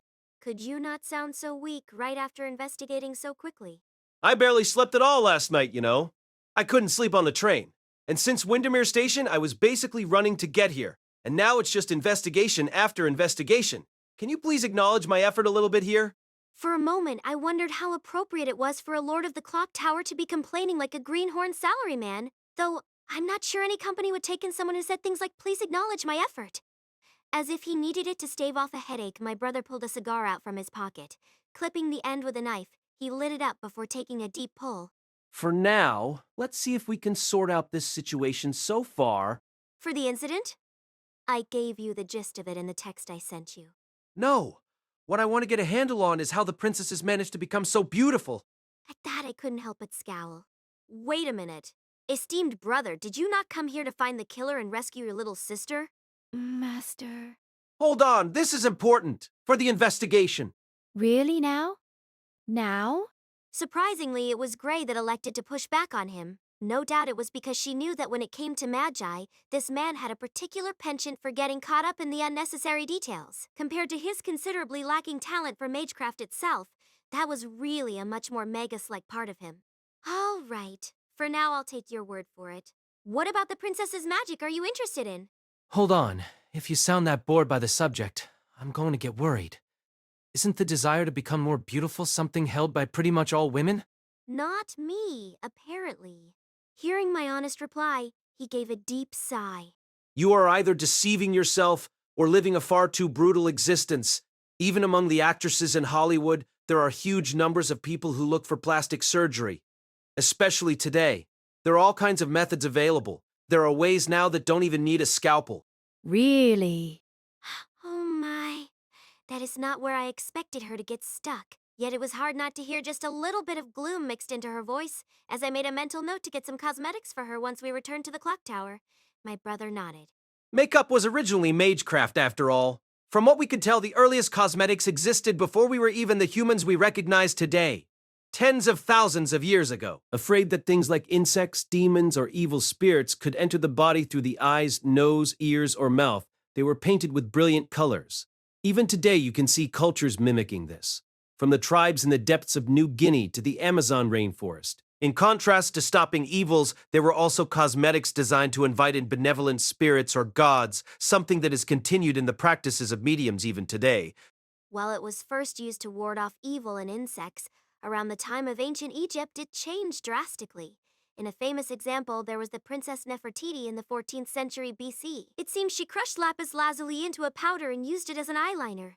Of course, many cases involved the use of materials that were quite toxic, but it seems more than that they were recognized for the beauty they brought. Even despite knowledge of their toxicity getting out, the fact that such cosmetics became so widespread and were used for such a long time speaks volumes of the value that had been attributed to beauty even then.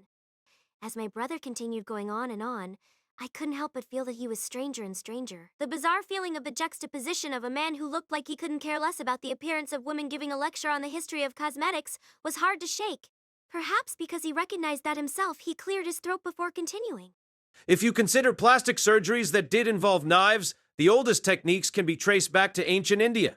At that time, there was a punishment practiced where the nose was chopped off, but there were also techniques that involved transplanting of skin to different places in order to improve the shape of the face. There were also techniques for piercing and extending the earlobes, all located in the Sasruta Samhita, a medical text from the time. Well, the pursuit of beauty performed by the Iselma here is well above the examples we can see in history. According to the records, just the research they have done in this location exceeds 10 generations of work. In other words, a length of time measurable in centuries. At that point, my brother's speech briefly stopped. As if to say he had no plan on moving on for a while, he silently shifted his gaze to me. His intention was so clear I couldn't help but snort. As long-winded as always, I see. But in short, what you want to say is the fact that their research suddenly bore fruit after all this time has to have some sort of catch to it. Am I right? Precisely. He nodded. Slowly, he spun a fingers in the air, a habit he had brought with him from the classroom. Holding his cigar in two fingers, he continued. In regards to that, a number of suspicious rumors have started springing up. Apparently, Iselma came into the possession of a considerable treasure last month. Treasure? Seeing my frown, he shrugged. It apparently came from a black market auction, so the details are beyond me. It was something in the sights of a number of magi. However, Iselma apparently focused all of their resources on obtaining it. Is the Iselma family that rich? Not according to my knowledge, at least. As such, it would not be strange if the Iselma had thrown themselves considerably into debt. Magecraft was already a cost-intensive profession. Pretty notions like equivalent exchange were nothing more than window dressing. To produce even a single gram of gold, an equivalent value to a whole pool of it needed to be spent. That was the nature of Magecraft. After all, there existed such things that could only be achieved with such lavish waste. Speaking of which, we did hear a similar story before, didn't we? Something about a talisman that he wanted so badly. I decided to leave out the fact that he, in this case, was a self-proclaimed spy, Mick Greygeely, the man who had casually requested our help in destroying the Iselma family. It was such a bizarre request I had kind of forgotten it, but thanks to that we did have confirmation that this treasure really did exist. So, I see. So you were saying that this treasure must have been used to complete the Princess of Gold? Well, that's what I thought at first, at least. Speaking somewhat haltingly, he scratched his head. But no matter how I look at it, the time frame just doesn't add up. The time frame? Right. I said it before, but the spell for the princesses revolved around the sun and the moon. In short, whatever treasure they might have obtained, they would have needed to wait for that timing, but the movements of the moon have been all wrong for that. If it was just about the moon, sure they could have just waited for it to move into the right position. But if you also are involving the sun, then things aren't so simple. Hearing that much, I finally understood something. I see. Being my brother, you are pretty bad with people after all. What do you mean? Seeing Gray was also confused, I continued with a bitter smile. In short, your little show for Lord Byron, exposing the magecraft behind the princesses, was really about determining whether it was the sun and moon behind it, no? As if something had finally clicked in her head, the hooded girl's eyes went wide. I thought that it was a bit hard to believe that anger was all just an act. You have become quite settled into your surroundings at the clock tower, haven't you? In order to avoid discovery by other magi, they will often give things intentionally misleading names. In that case, it still has to be somewhat close, or else the strength of the symbolism is lost. I have to ask you to forgive me for enjoying your mumbled excuses so much. In exchange, I'll avoid pressing you too much farther on the subject. Though, considering the scenery here, there was really no need to hold such doubts. What do you mean? At my question, he narrowed his eyes at me, as if to say he was fed up with students like me. Oh, come, there's no need to be like that. If you've realized something, surely you can tell your cute little sister. Stop swapping places between student and sister to suit your whims. Anyways, take a look at those two towers. As I was told, I turned to look at the towers. Just like when we had first arrived, bizarrely leaning towers had the look of an antleon's nest. But from this angle, the angle of the sun put it in our field of view, matching its brilliance with long shadows. Shadows. As soon as I noticed that, I understood what my brother was trying to say. Miss Reynes? While Gray was inquiring quizzically, I was just holding my head. How could I have overlooked something like that? I couldn't even be angry at my brother for jabbing at me for missing it. Pulling a cigar from his mouth, he puffed out a cloud of smoke as he spoke. They're a sundial and a moondial. Though with how grand their architecture is, it's normal to miss it. At that, Gray nodded deeply. The Tower of the Sun was actually an enormous sundial. I thought its lean was suspicious, but I never considered it had that sort of meaning behind it. Then a mundial is... In short, the same thing as a sundial, but a moondial only works when the moon is full. To add to that, really, they don't have the correct slant on their own, but that's likely a correction to account for the tilt of the land itself. Do you understand now, lady? Yes. With a construction of this magnitude, there's no way the towers are unrelated to the Iselma Magecraft, and thus to the princesses themselves. I answered, hanging my head. This was really making me feel pathetic. There was really no excuse for missing something this big. Then, when you said the formulas for the sun and moon didn't match up, you were talking about this clock. Right. The moondial, of course, would only be accurate once a month, but even the sundial has a similar level of error baked into it. The orbit of the Earth around the sun is an ellipse. Thus, the necessity of calculating a more precise solar time becomes hard to avoid. As such, those who use spells involving the motions of the sun and moon together tend to rely on the precise solar time as it coincides with the full moon.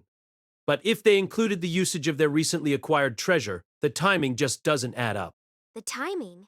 Right. In reality, if you are using a spell that takes into account the motions of the sun and moon, the best time is a solar eclipse exactly at noon. Of course, that's because the sun and moon are then at the same location. The next best time after that would be at noon while the moon is full, an option creating a straight line directly through the sun, the earth, and the moon. Technically, in astrology, it's a bad omen, but in other fields of magecraft, it's considered good circumstances. Picking up a nearby stick, he began drawing a circle and pattern into the ground. While I couldn't help being amused at the fact his habits as a lecturer didn't leave him even in these circumstances after seeing what he was drawing, I blinked surprised. What? A horoscope? Effectively, it was a map of heavenly bodies. Even if you weren't a magus, it was a pretty common sight in things like fortune-telling magazines. My brother continued drawing in the map, including the positions of the planets and the constellations. Right. Even if you aren't in the faculty of celestials, this is at the absolute basic level. Anyways, for this option, you have at least 1 point a month, but there's a reason it's called the second best. On top of just being a bad omen, you also have to deal with interference from the positions of the other planets. The fundamental points are having the sun and moon in either the same or exactly opposite positions, but the relevant planets also need to be within the trigon. In this case, since it's magecraft related to the princesses, Saturn, the planet governing art and creation, needs to be within the 120-degree mark. With the positions of the planets in this past month, that's impossible. Oh, and we're working within classical parameters, so Neptune and Pluto aren't taken into account. Writing down the positions of the planets, he pointed out the position of Saturn at 120 degrees from the intersecting line of the sun and moon. I see. So the full moon at noon isn't enough to produce the ideal conditions. Come to think of it, I feel like a similar thing came up in my clock tower classes. It's vital information if you use any magecraft involving celestial bodies. Though if you aren't interested in the sun and moon specifically, you don't need to worry about the time of day. After a brief moment of thought, I spoke again. So basically, this treasure may not have been used on the Princess of Gold. Quite possibly. As he began to mumble, my brother started tapping his temple. He had a very effeminate way of mulling over his personal theories. In short, like someone who was used to being poor, he never wanted to let any of his hypotheses go to waste. As such, his essays tended to push his ideas as much as they could. He was a man whose preferences and talents had unfortunately little in common. After a moment... And then, the fact that Tuko Ayazaki is here completely changes the line of thought we need to follow. The sigh that followed was even gloomier than before. In a way, her presence here was a far more important mystery than discovering who the true culprit behind the murders was. It appeared that despite our respective silence, my feelings were communicated quite clearly. It seems you've given that some, though, lady. Yes, of course I understand. Was the Princess of Gold that died even the real one? Ever since the presence of the grand known as Tuko Awazaki was discovered, it was a question that had been scratching incessantly at the back of my mind. My brother pushed the question one step further. And on top of that, doesn't it make you wonder if one of the two princesses is a puppet in the first place? Gray blurted out with a stunned expression as if her whole world had just turned ashen. She looked between the two of us. A puppet. But the Princess of Gold we saw was human.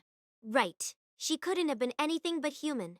But the moment Tuko Ozaki is in the picture, you have to throw out all your preconceptions. The services she provides for the clock tower are varied, but there are two that she's famous for.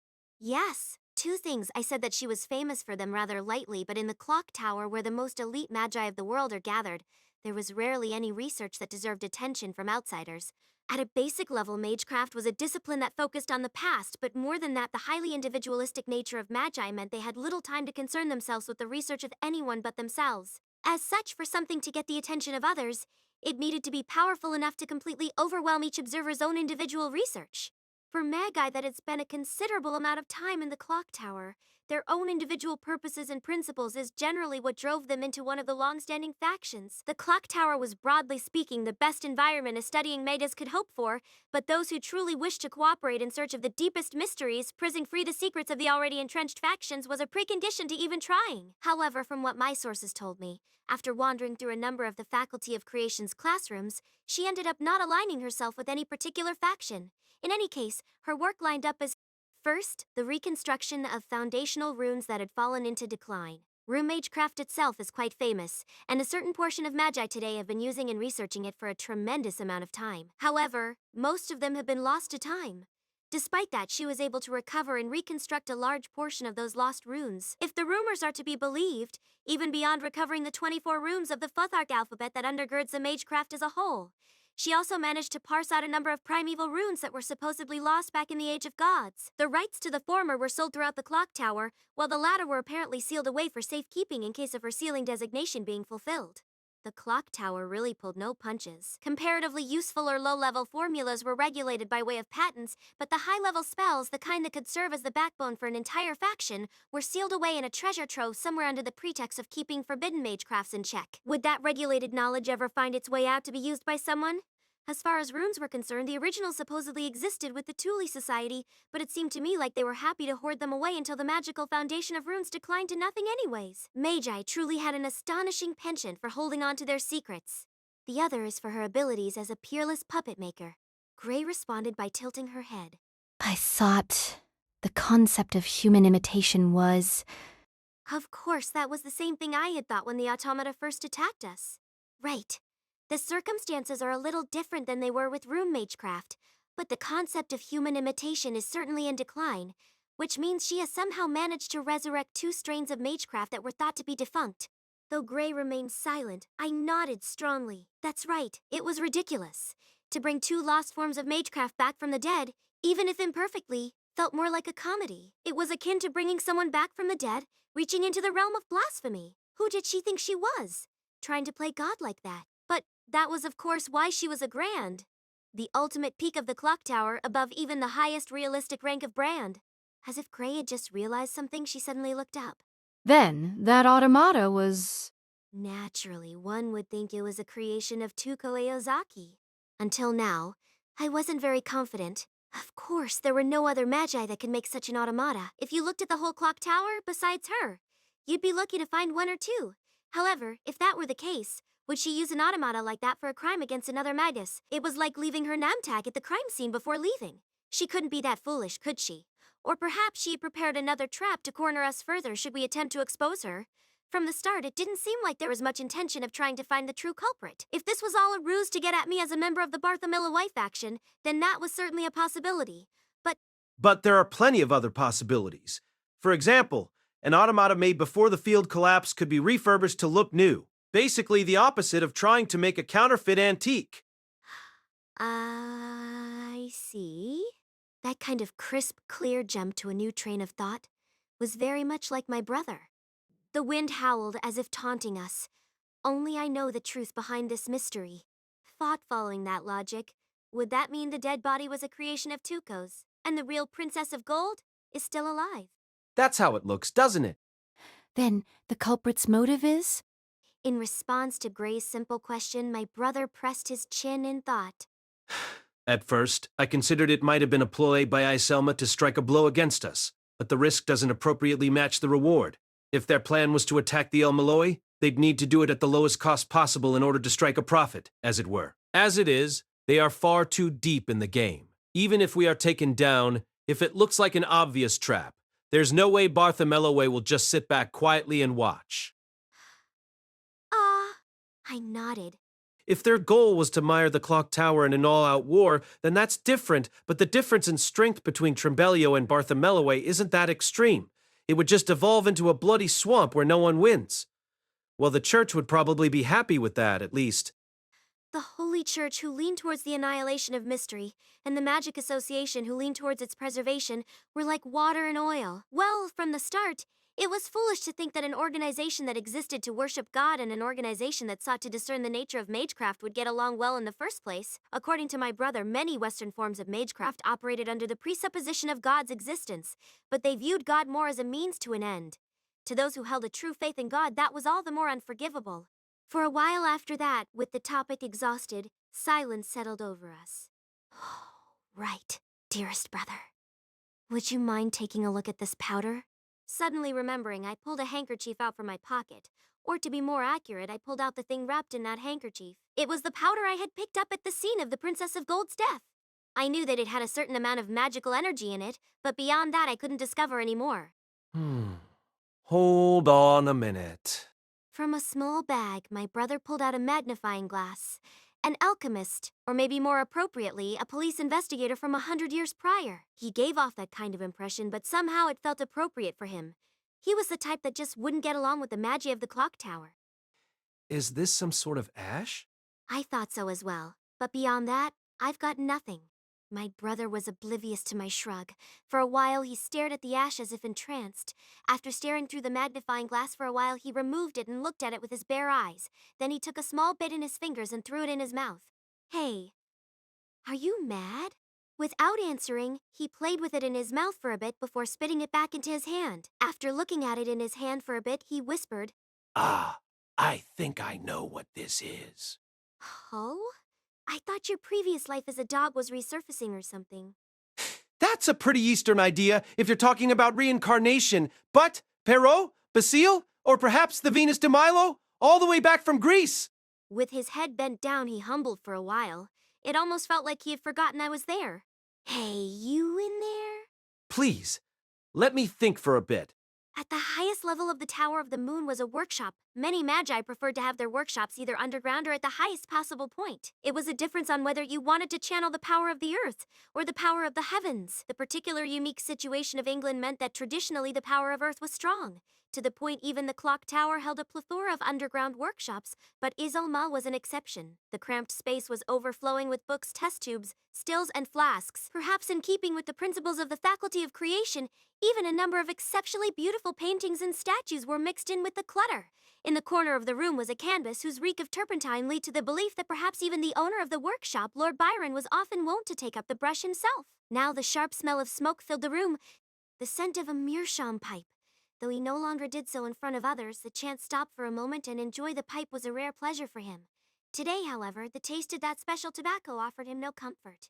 What you are trying to do is internalize the motion of the planet within the human body. Byron mulled over those words. How close had he come? Of course, it wasn't like the formula of the princesses was particularly concealed in the construction of their environment here, but it was the first time someone had struck so close to the heart of it at a first glance. Of course, his speculation so far reached no further than an outline. The original idea that gave birth to their research was not something to be guarded so carefully anymore, and even if he managed to encroach slightly on it, there was no way he could reach the territory they now occupied. But something about him sparked caution. Something about him made Byron think, if he is left to his own devices, who knows how far he'll intrude? And the fact that those words had been heard by Lord El-Melloi and the Grand Tuko Azaki, both geniuses of execution, who knew how much they'd be able to recreate of it. Damn it. Grinding his teeth, Byron bit down hard on the mouthpiece of his pipe.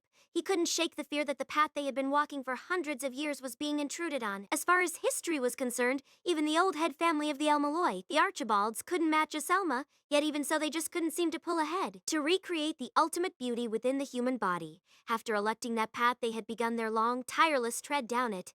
However, in his own generation, with the current iteration of the princesses of gold and silver, they had finally began to approach that far-off ideal. Just a which determined kinda only a little more. Just a little more, and they could reach it. The fact that Lord El-Melloi of all people had spread the word could be taken as high praise, could it not? Not to mention the arrival of the grand girl from the Far East. Even a grand couldn't afford to ignore his progress. That's why Byron was so desperately struggling. Use every method conceivable, even if it meant acknowledging that girl, if it meant advancing even a few steps forward. And yet every single one of you. As he began to clench his teeth on his pipe once again, his name was called. Lord Byron? Ah, you've arrived. Turning to view the entrance of the workshop, he saw two men and a maid. Islo Sabuna, Mayo Brishazen Kleinels, and Regina. On top of the fact the Princess of Silver, Estella is still with us. The loss of the Princess of Gold is not certain. That was the truth. The impact of the incident was indeed severe, but they still had room to turn things around. The purpose of the Iselma bloodline creating a Princess of Gold and Silver also considered the necessity for a spare. Just because one of them was lost did not mean they were finished. Still holding the pipe in his mouth, Byron turned his attention to the magus with the tied-up hair. However, how is your dress? My dress is perfect. His long fingers held long needles and thread. In the West, legends of witches or goddesses that involved the making of clothes were plentiful. Stories such as the beauty cursed to die by a witch when she pricked her finger on a spindle in a sleeping forest, or the three goddesses of Greek mythology who spun, managed, and cut the threads of fate. The dresses he made were built upon that traditional foundation. Byron then turned to the remaining magus. And your medicine? My medicine is also perfect. I am fully prepared to help Lady Estella ascend to the place of Princess of Silver, just as I helped with Lady Deirdre. These two were absolutely invaluable magi when it came to the princesses. That was why, despite being from different factions, Byron still invited them into his workshop. They had overcome the obstacle that was the Clock Tower's factional warfare, and for the sake of Iselma's goal, the creation of a human that possesses the ultimate beauty, their bloodlines had cooperated since times of old. There should be no problems with the preparations if Kalima is gone, correct? I believe so. The moldy atmosphere settled into silence. Very well. I don't know what sort of answers that self-styled detective of a lord will turn up, but it is irrelevant to us. The solemn pursuit of beauty is all that remains for us. Depending on the circumstances, we can just have the El-Melloi take responsibility. They've lost quite a bit since the death of the previous head, but I'm sure there is still some value to be found in them. When it came to the El-Melloi classroom, the New Agers were their star of hope, or so it was said. While it wasn't something that could be easily turned into liquid currency, for a family as old as theirs, the rights to it could have their uses. No matter how weak they may have been, they were technically the head of the faculty of modern magecraft. For a family that wasn't part of the Clock Tower's 12, that was a spoil of inestimable value. A roiling ambition deep in his gut pushed him to move. Even the death of his own daughter was enough of an obstacle to stop him now. From the beginning, the princesses themselves were not magi, but materials for the experiment. He would still need to make a son that could receive his magic crest, but that would sort itself out in time, he was sure. Oh, Lord Byron, is there really no need to find the culprit?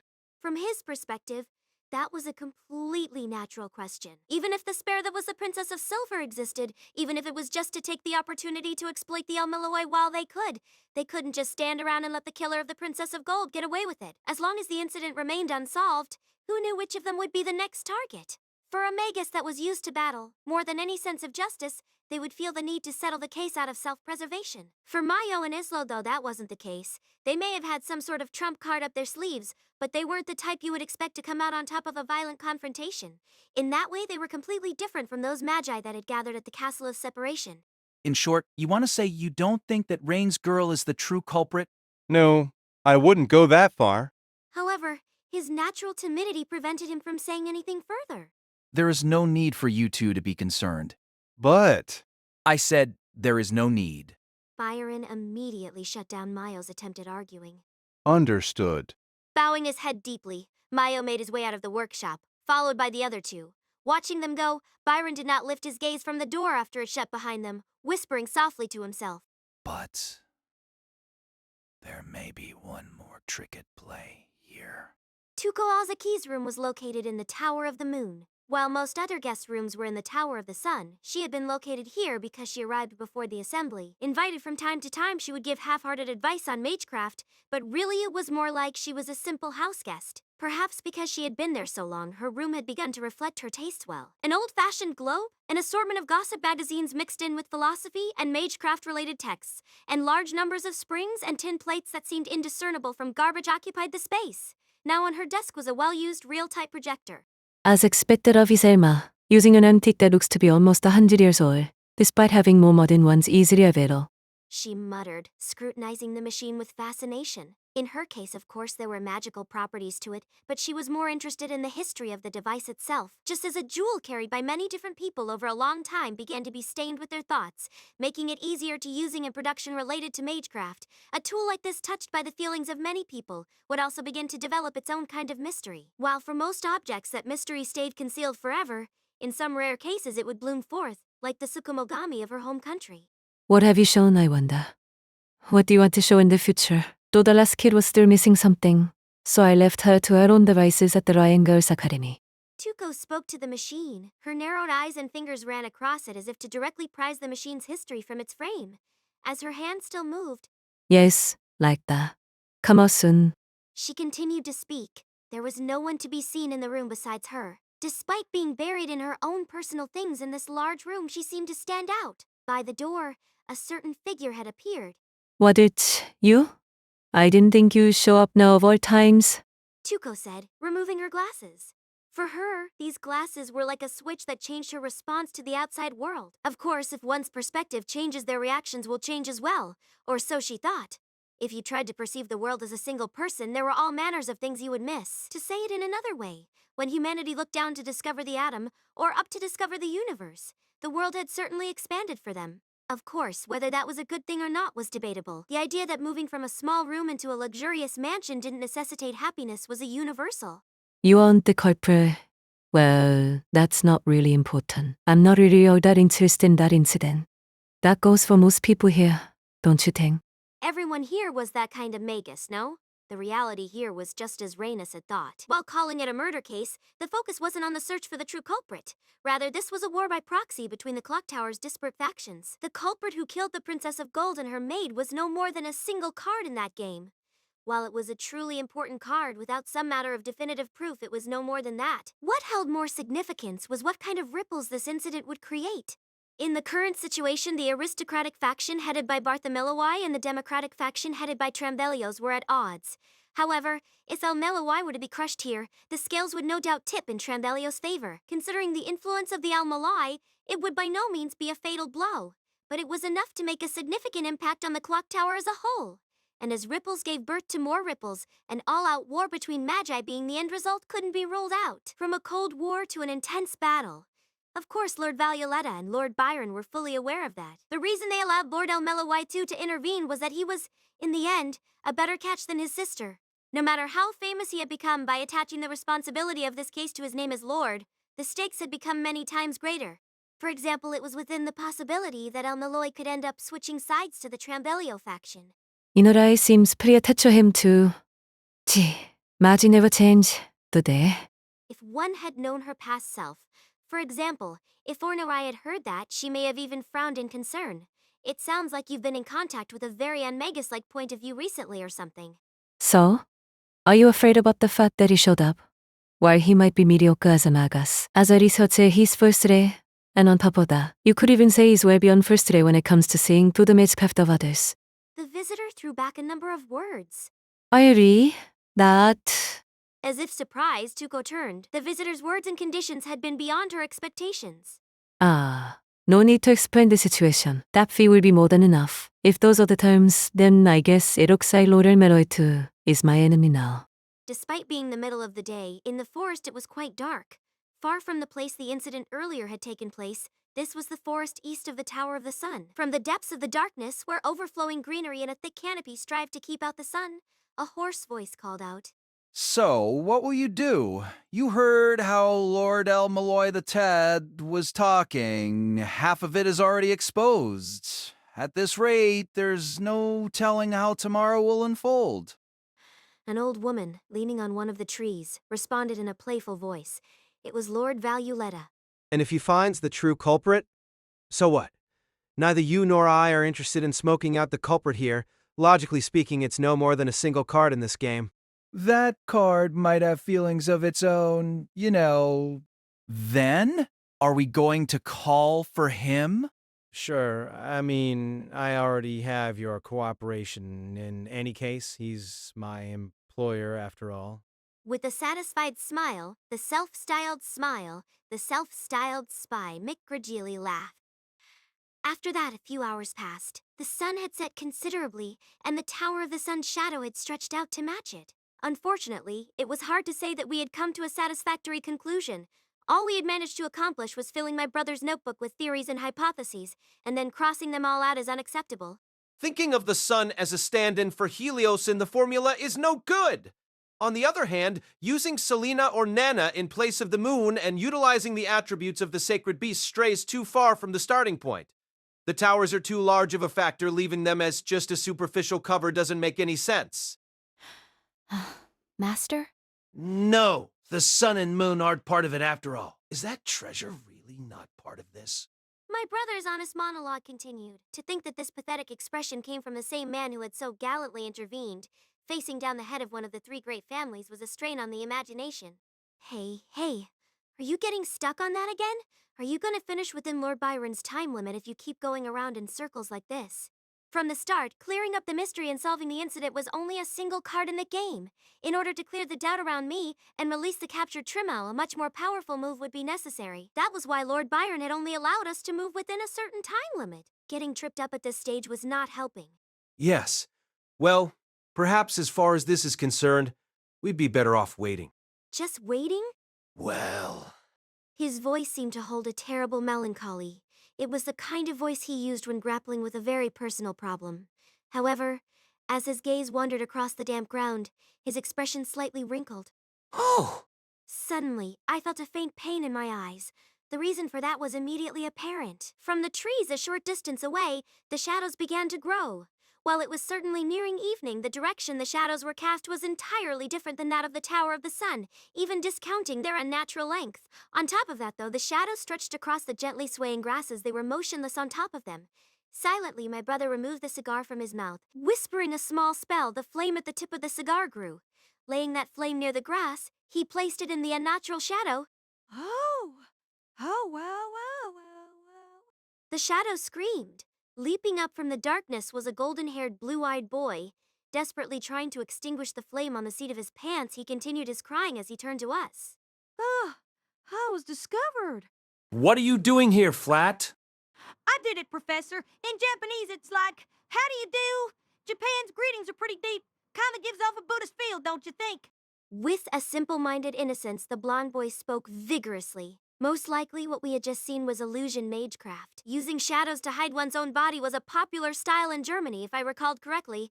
I didn't know where he had picked it up, but his ability to see and reproduce magecraft from a number of different disciplines spoke to his considerable skill. And then... Flat! An angry voice called out from the road. The new arrival, another young man with pleasant features, ran up already in the process of chastising the first. I told you to hurry on ahead and tell them I was going to be late. It's Lucian. Don't call me that. Sorry for keeping you waiting, Professor. Similarly blonde-haired and blue-eyed, the new arrival's more masculine, rugged features made a good contrast. You could say he was like a hunting dog. A delicate wildness peeked out from his sharp eyes, and his bow of greeting was done with professional elegance. Sivin Glashate, the oldest student in the Faculty of Modern Magecraft, paired with Flat Escardos, they were peerless as students. But of course, that only lasted a few moments before the situation collapsed again. Gray! Hunting a jump from the trembling Gray, Svin immediately leapt to her side, sniffing at her like a dog. Oh, Gray! So sweet and gray and sharp, like a smell that will tear me up inside. Peace. Stop. As if he couldn't hear Gray's resistance, another voice called out to distract him as he attempted to get his fill of her scent. Sven. Right. And my apologies. It was the first time in a while I have been within 20 meters of Gray, so I kind of lost control. You guys... Giving the deepest sigh since he had arrived at this place, my brother covered his face with one hand. Realizing something, I also turned to him. By the way, didn't you say you weren't going to be using your students like this? That's what happens when you leave them to their own devices. I came across them getting their personal rooms in order. However, I believe I told you to message me your results, and that I specifically told you not to come to the actual scene. Am I right? But Professor Rhines is in big trouble, right? There's no way we could miss such an exciting event. Well then, he was going to have to die. After he helped us, I guess. There's no way I could let Flat come out here unsupervised. In contrast, Savin's response came across like a true honor student. Well, let's forget what happened between him and Gray just a moment ago. Pay no mind to the girl hiding behind me. There wasn't even a shred of tension left. Rather, you could say things just got right back to normal. We were in the territory of a magus we couldn't call friendly, burdened with the suspicion of murder, having lost Trammell, and were operating under a tight time constraint. Even so, somehow a breath of normalcy had entered the situation. This was likely the power that my brother had worked for years to cultivate in the clock tower. I don't know where he had picked it up, but for my brother who was so much like a true magus, he sure had a way of being very unmagus-like, though he'd probably just come back with an excuse like a magus always treasures his pupils or something. After things calmed down a bit, my brother turned to Svin. How did the investigation go? Here you are. While his gaze flickered over to Gray repeatedly, he pulled out a piece of paper and handed it over. I see. My brother said, nodding as he read the paper. What's this? The key to reversing our fortunes? That's right. Though we are still missing a few pieces. We'll have to make our move now regardless, though. Pressing a hand to his temple, he slowly stood. His jet-black coat waved in the breeze. His red muffler fluttering behind him, he set out with bold steps, his pupils in tow. Now, shall we start preparing for the coming battle? For a moment, let's change the stage. A fair distance from the Twin Towers, in the stateroom of a hotel near Windermere Station. In the stunningly resplendent room, the newest model of cell phone was being held up, not by the person using it. A maidservant, skin bedecked in all manner of gems, held it aloft, as the young man that owned it spoke in a listless voice. Then everything is in order, Lord Valuelator? The man had a darkly tanned complexion. His blonde hair reached down to his chest, and beautiful golden rings hung about his neck. That's right. As far as this incident is concerned, your intervention is strictly unnecessary. A brief moment after the response, the tanned young man signaled the girl to cut the call. Good. He gently squeezed his hand into a fist. As far as he was concerned, the only enemy he feared was that Lord Valuelator. He had no concern for the rest of the riffraff, but in the end he could not afford to ignore a head of one of the three great families. While the fact that she was old was enough of an obstacle, the years also had something to say about her magecraft. But now, that obstacle was gone. There was no longer any object worthy of fear within the Twin Towers. Neither was there a need to get involved in that stupid murder investigation. All that was left was to go in with brute force and take what he wanted. Shall we move on to the harvest then? If we're going to win, we'll need a method after all. It's time to make Iselma regret refusing to work with us. Looking around at the serving women arrayed around him, the man laughed. At the same time, one of them whispered into his ear. Then you will go in person. Yes. Doing it myself will ensure everything is done thoroughly, no? I've no intention of just joining in on the game, like that Lord El-Melloi. That's not how Artram Galiasta works, is it?